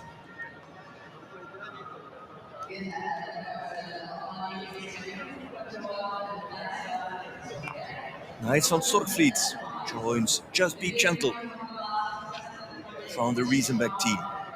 With Ludger Beerbaum out with an injury, he surely will enjoy the performance of his boys in this LGCT Grand Prix. The Longines Arena welcomes the last rider in the first round of this Grand Prix, and that is Marcus Ening. Ening with a newcomer at Grand Prix level, with DPS Revere by Hermes de Rêve. Ening is last week's Grand Prix winner here at the CHI Al Shakab, another 5-star event, but that was with Stargold. Now comes in with, we have to be honest, an inexperienced horse that makes his 5-star Grand Prix debut. It's a horse that joined his string in the beginning of last season, 2022, the outdoor season, after Michael G. Duffy brought it onto the scene. There's Irish bred DSP by Hermes de Rêve and Cento.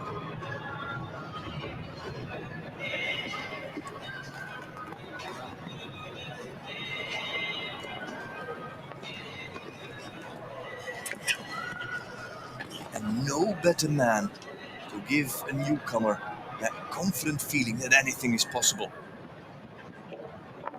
And you saw that Revere backed off a little bit from 9, and that Ening had to be a little bit stronger. That the horse got in front of him. He had to get the horse in front of him, but he also did that with not the perfect jump over the Qatari flag. That plays a role once more in this Grand Prix.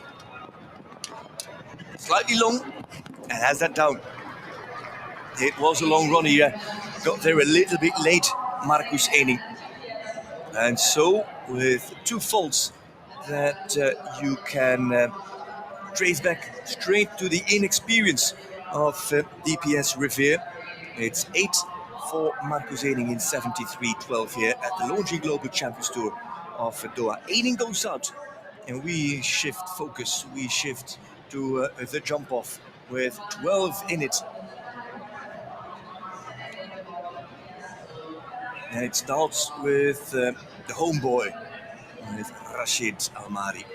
That was a long one, as you can see, supermaning over that back rail, but dropping hind leg at the front rail.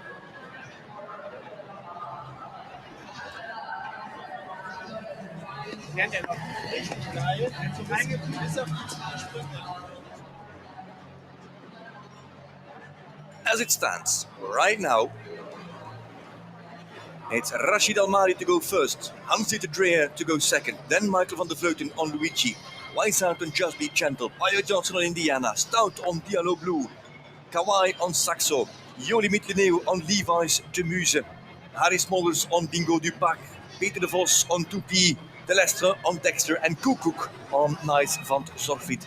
Out of those 12, we have to find one winner who takes all the championship points and the first golden ticket to the LGCT Super Grand Prix in Prague. That is what is at stake here in Al Shakab. We've got John Whittaker standing by to give us his vision on the course, but also on the fault. Here's John Whittaker. John, this was not your day at all. What went wrong at the wall? I don't know. He hasn't really hit top form this week, but today actually was jumping really good. I don't know, one of those things. He jumped it really good in front and just trailed a little bit behind. The rest was perfect. So, okay, disappointed with the 4 faults, but actually pleased the way he jumped the rest of the course. It was Absolutely. What was the most challenging part of the course? okay. It's a good course. It's tough everywhere. Everywhere. For me, the wall. But no, it's a good course. I think there's 3 clears now from 15, so maybe there's going to be 10 clears in total, 10, 12. So yeah, it's a good course. It's going to be a good competition. Who is your favorite for the jump off? What do you think? Who can get it? Oh, I don't know. They're all so good. These riders, these young riders they're all fast. They're all good. So who knows? Simon Deleste is still to come, but he's on really good form. Marcus Henning is in top form. Christian Elman, there's some good ones to come. Well, Simon Deleste is indeed in that jump off. He is second last to go. Koekoek is last to go, and De Vos sits just in front of him. We'll give you an overview of who is to come in this jump off in just a minute, as there is a great buzz here in Al Shakab over the years. It's around 10 years that we've been coming now to Al Shakab. Over the years, the tendency has grown in this Grand Prix. The anticipation to this event has grown here in the region. And this is what you can anticipate. This is the jump-off course that is built by Oriano Vezzani. Some new fences that make it extra interesting. The jump-off starts at fence 11. That used to be that black rail. Now it is the vertical of a commercial bank. Right there. That was the old fence, now it's commercial bank. New fence, related distance to 15 in the colors of the Longines Global Champions Tour. From 15, a rollback to 7. The skinny oxer is still skinny. Can they turn in front of the teapot is the question. We'll see that later. Takes us on 7 strides normally into the double combination at A and B. And then a very interesting rollback to another new fence. The golden horses, the golden Arab horses, at 16 as we get into the final stretch of this jump off. A long canter to 5A, and then normally on 6 strides to 6, and that is now a vertical of Longines. It used to be the upright of the Qatar Foundation. It is now the upright of Longines.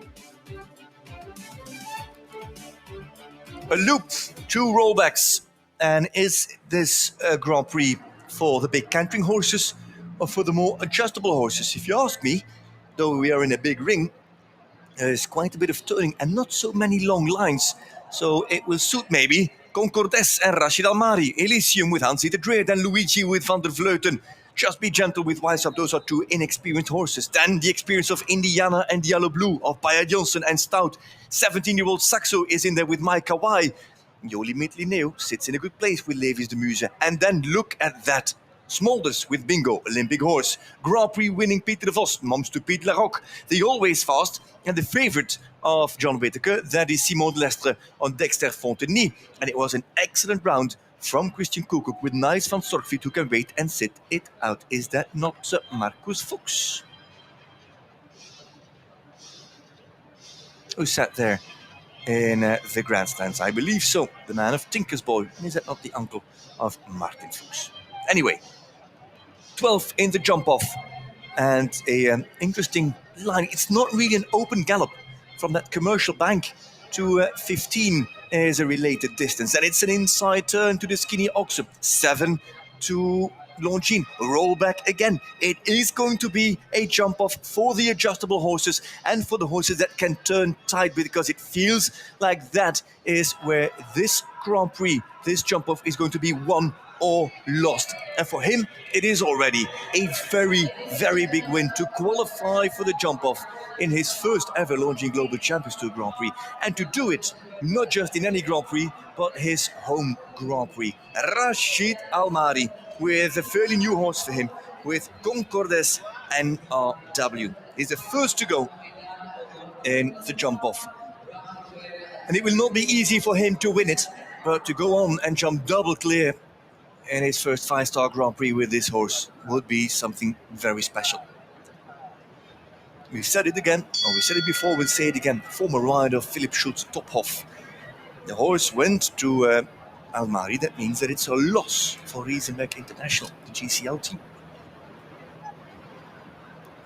Almari to go first. Here comes Commercial Bank. 1, 2, 3, 4, 5, 6, 7, 8, and I don't know if there is a 7. But he has got the front rail and he goes around the teapots. Will somebody go in front? 7 to the uprights, into the combination. Another rollback coming. Goes very wide here with the 4 penalties. Rachid Almari.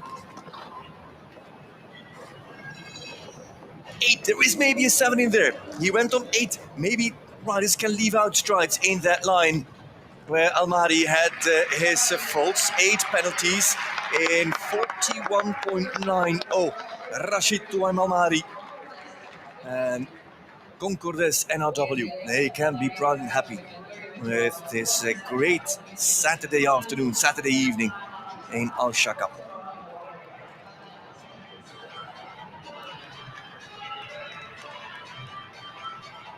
The next horse in is a much bigger strider.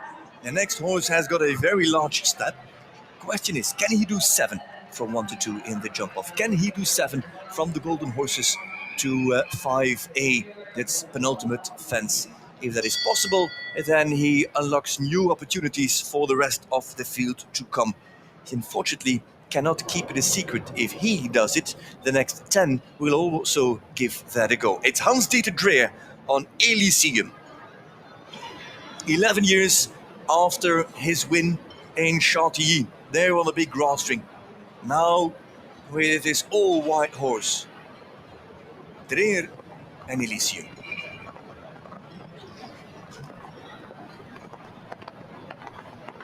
Easy 7.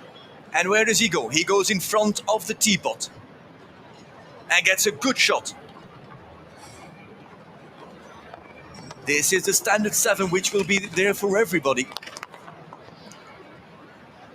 Split time obviously ahead of Al-Raji. Good rollback.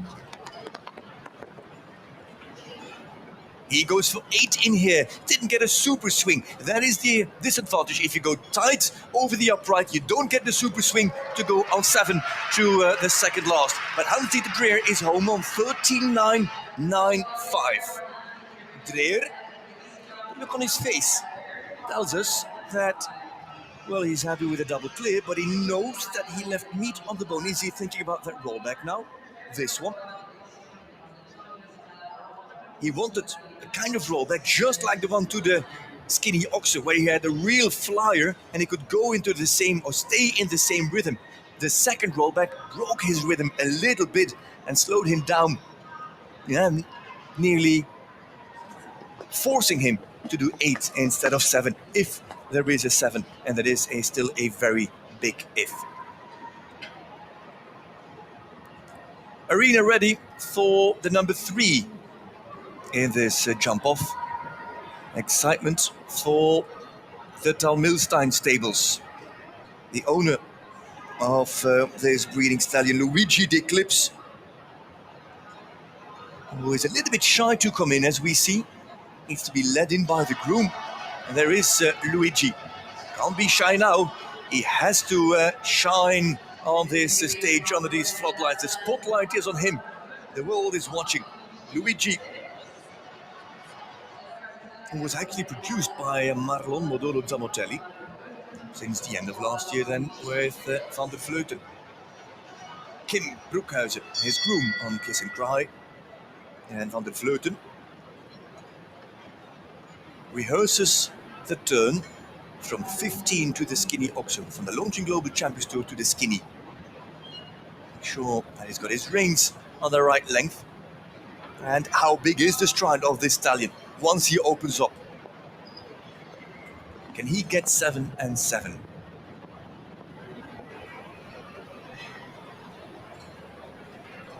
Flirt and Luigi. Here they go. They're leading 35.95.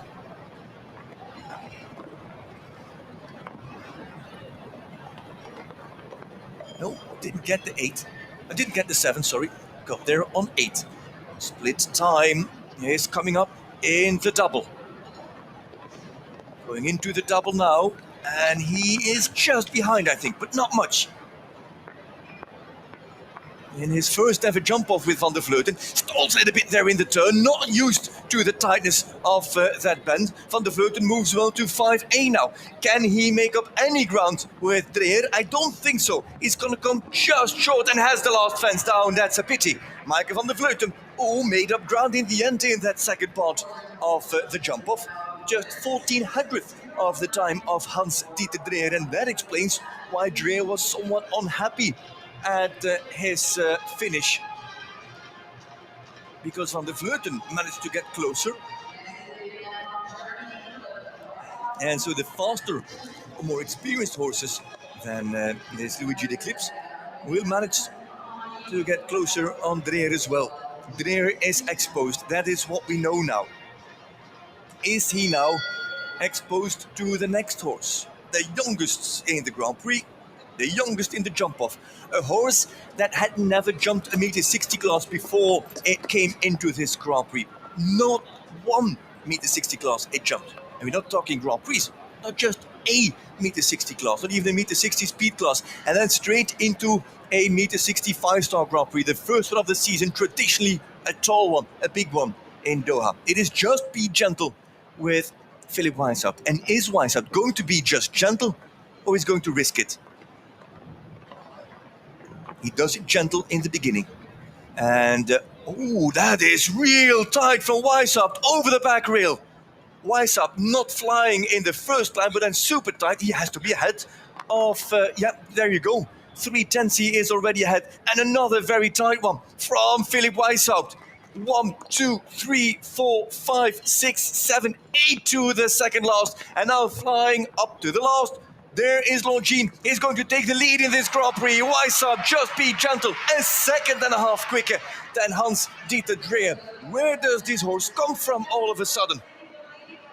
Just be gentle. Out of the blue, without any meter 60 experience, leads the Longines Global Champions Tour Grand Prix of Doha. And Weishaupt is more than delighted with the performance of this 9-year-old.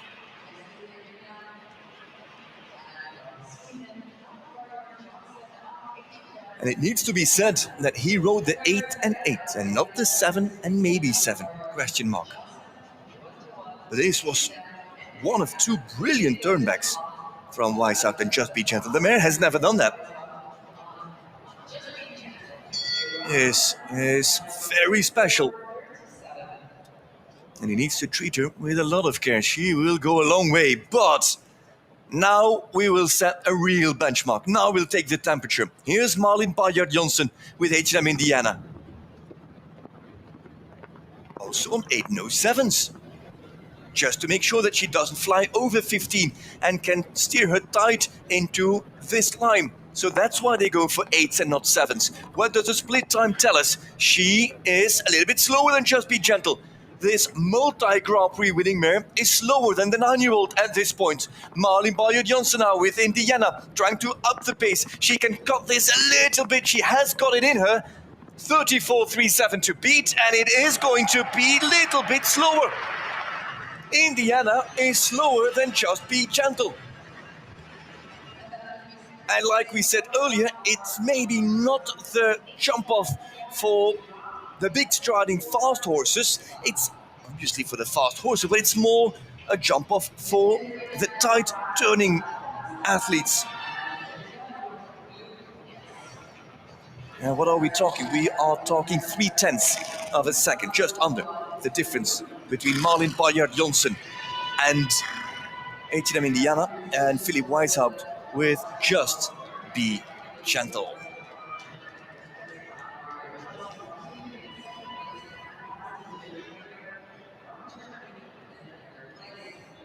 5 gone, 7 to go.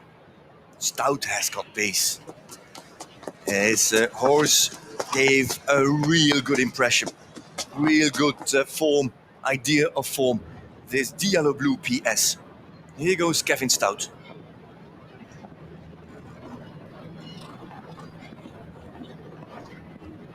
Also on 8, he just doesn't get there on 8. As tight as Malin Bayer-Janssen, not as tight as Weishaupt.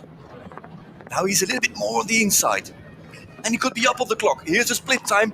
No, just like Bayer-Janssen, he goes wider here. This is going to cost Stout the wider turn to the third last.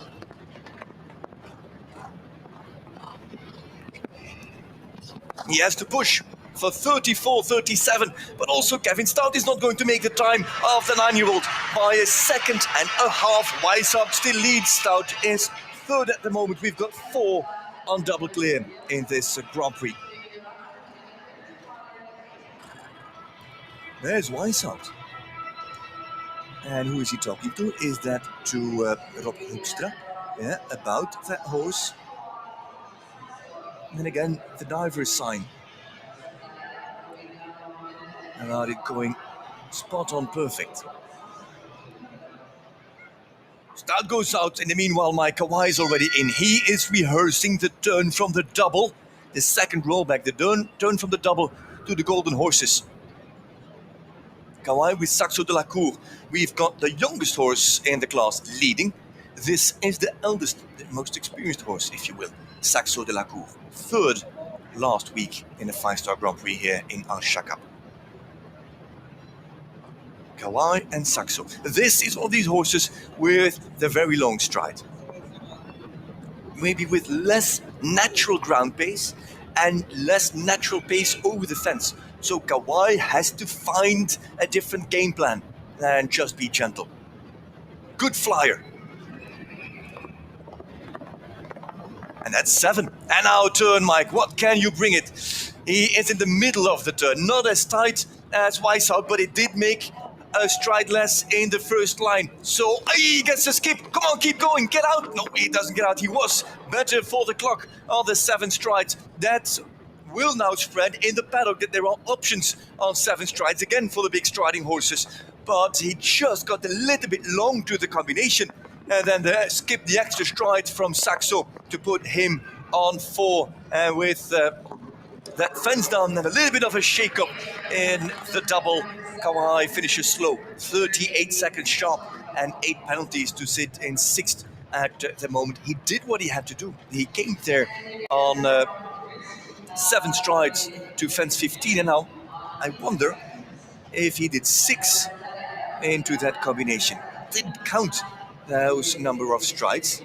It is a question, and is that an option for the others?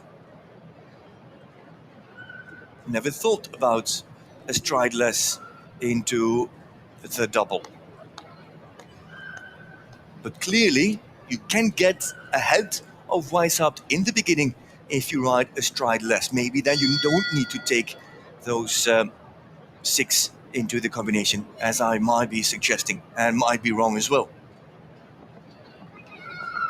5 left. Weishaupt leads. Jolie Mitlineo, Levi's de Muse. In her approach, to Commercial Bank. What's her plan?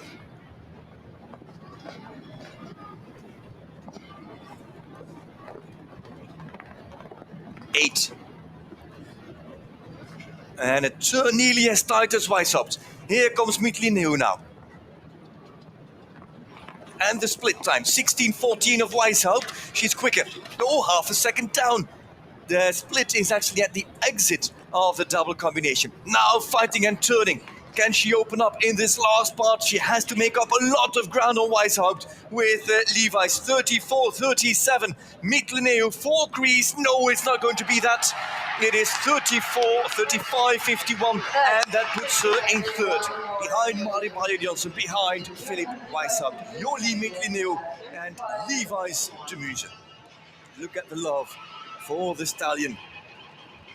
They are back in super form, just at the moment where they have to come into that top form at the start of the Launching Global Champions Tour season.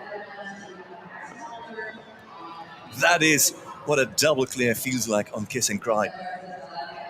Jolie Mitlineu is third, Malin Janssen is second, Philip Weishaupt is leading, and just one man halfway to the jump off was faster than Weishaupt. That is Micah Wai, but he's in seventh now on a score of 8. Smulders now.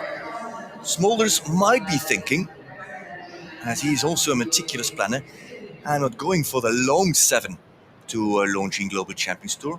I'm going on a bend, an inverted line, because there is, if you ride towards Commercial Bank, there is a slight right bend to Launching Global Champions Tour. Maybe he gives it a little left bend so he can jump into the next turn. It would not surprise me if Smulders comes up with that game plan.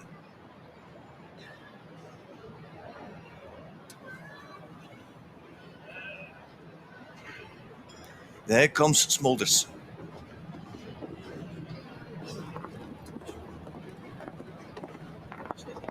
Deep on 8. Oh, too deep on 8.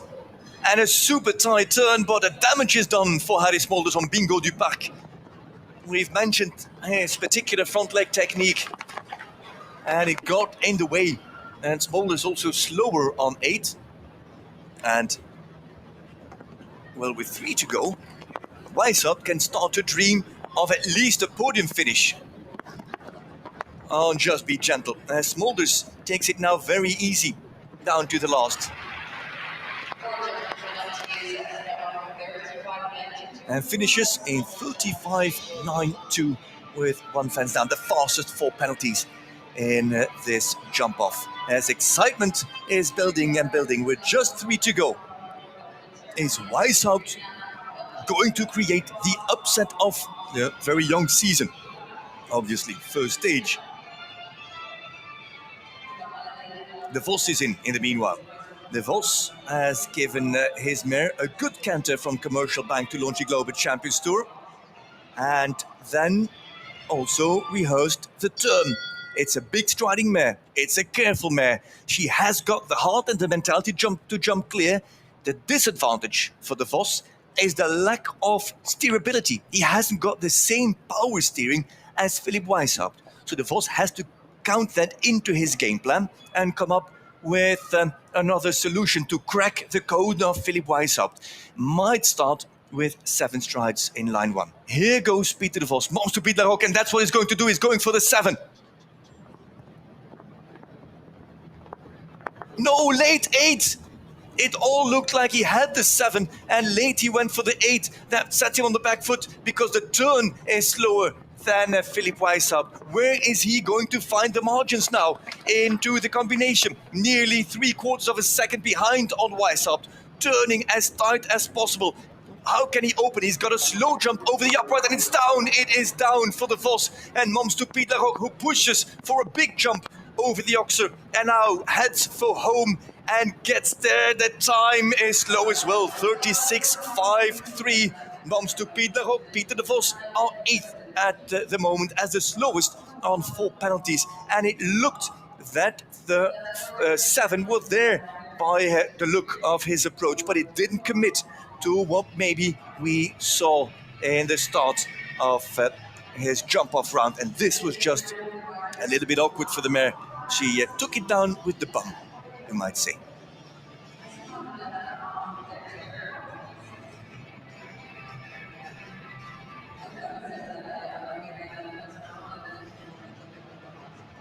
Only two left. De Lestre and Koekoek, and there is De Lestre. The horse with and the pace and the steerability, with the right man in the saddle, and with a real option at beating 34-37.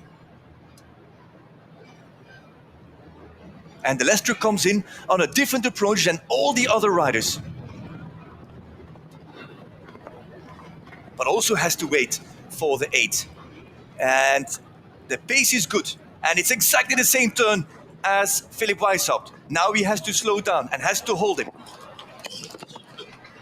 Out of the double, a little bit up on the clock. But Weishaupt was super tight, and this feels wider. This is wider, I believe. Simon De Lestre, he was up on the clock, but where is he now as he has got only one fence left to jump? He has to risk it all. 34-37 for the first win of the season. Here's De Lestre. It is, 900th. 900th, he is slower. 900th, he is slower than Philip Weishaupt, and he has to settle for second. Philip Weishaupt is guaranteed of a second place in the first Grand Prix of the season, and he does it with a 9-year-old. And even more, the Ludger Beerbaum stables are guaranteed of a win here, because it's only Christian Koekoek to come next. Good run from Simon De Lestre, but the rollback out of the combination to the Golden Horses was just too wide to really challenge Philip Weishaupt, who is leading on gentle. Last man in. This whole trip is just one Riesenbeck International Fest. They've won Global Champions League, and they are going to win the Longines Global Champions Tour Grand Prix. Ludger Beerbaum still in the hospital, no doubt watching the outcome of this Grand Prix, the first one of the season. His eldest team rider is in the lead with a 9-year-old. It's Philip Weishaupt, 34-37. For Weishaupt, we have to go way back to Cascais 2012 for his last LGCT Grand Prix. He was second in Valkenswaard in 2022. For him, for Koekoek, who opens on 7, it is only back to Rome in last season for his first ever LGCT win. They are level in number of wins, but Koekoek has to be up on the clock, because this was as tight as Weishaupt with one stride less in the first line, and it's going to be a big margin. It is going to be 74 hundredths of a second quicker than Weishaupt, and here comes Koekoek, who has got margin, who has got it in his hand and can slow down and take good care of that last vertical. Here he comes for the first golden ticket of the season, and there it is for Christian Koekoek. No, he loses it. How is that possible? Did he think he had it in his hand? Was he too confident? It is second place for him by 500th of a second. Unbelievable how that comes out for Christian Koekoek. He is disappointed. He's happy for his teammate. He puts his thumb up, but Christian Koekoek was too confident in the last 3 fences. And it is the big surprise that Philip Weishaupt and the 9-year-old Just Be Gentle win their first ever meter 60 class, their first ever LGCT Grand Prix, and straight away a tremendous win. You have to say, speechless. Well, I keep talking, but you have to be speechless about that mare. I'm actually speechless about how Koekoek gave away 8 tenths at the finish.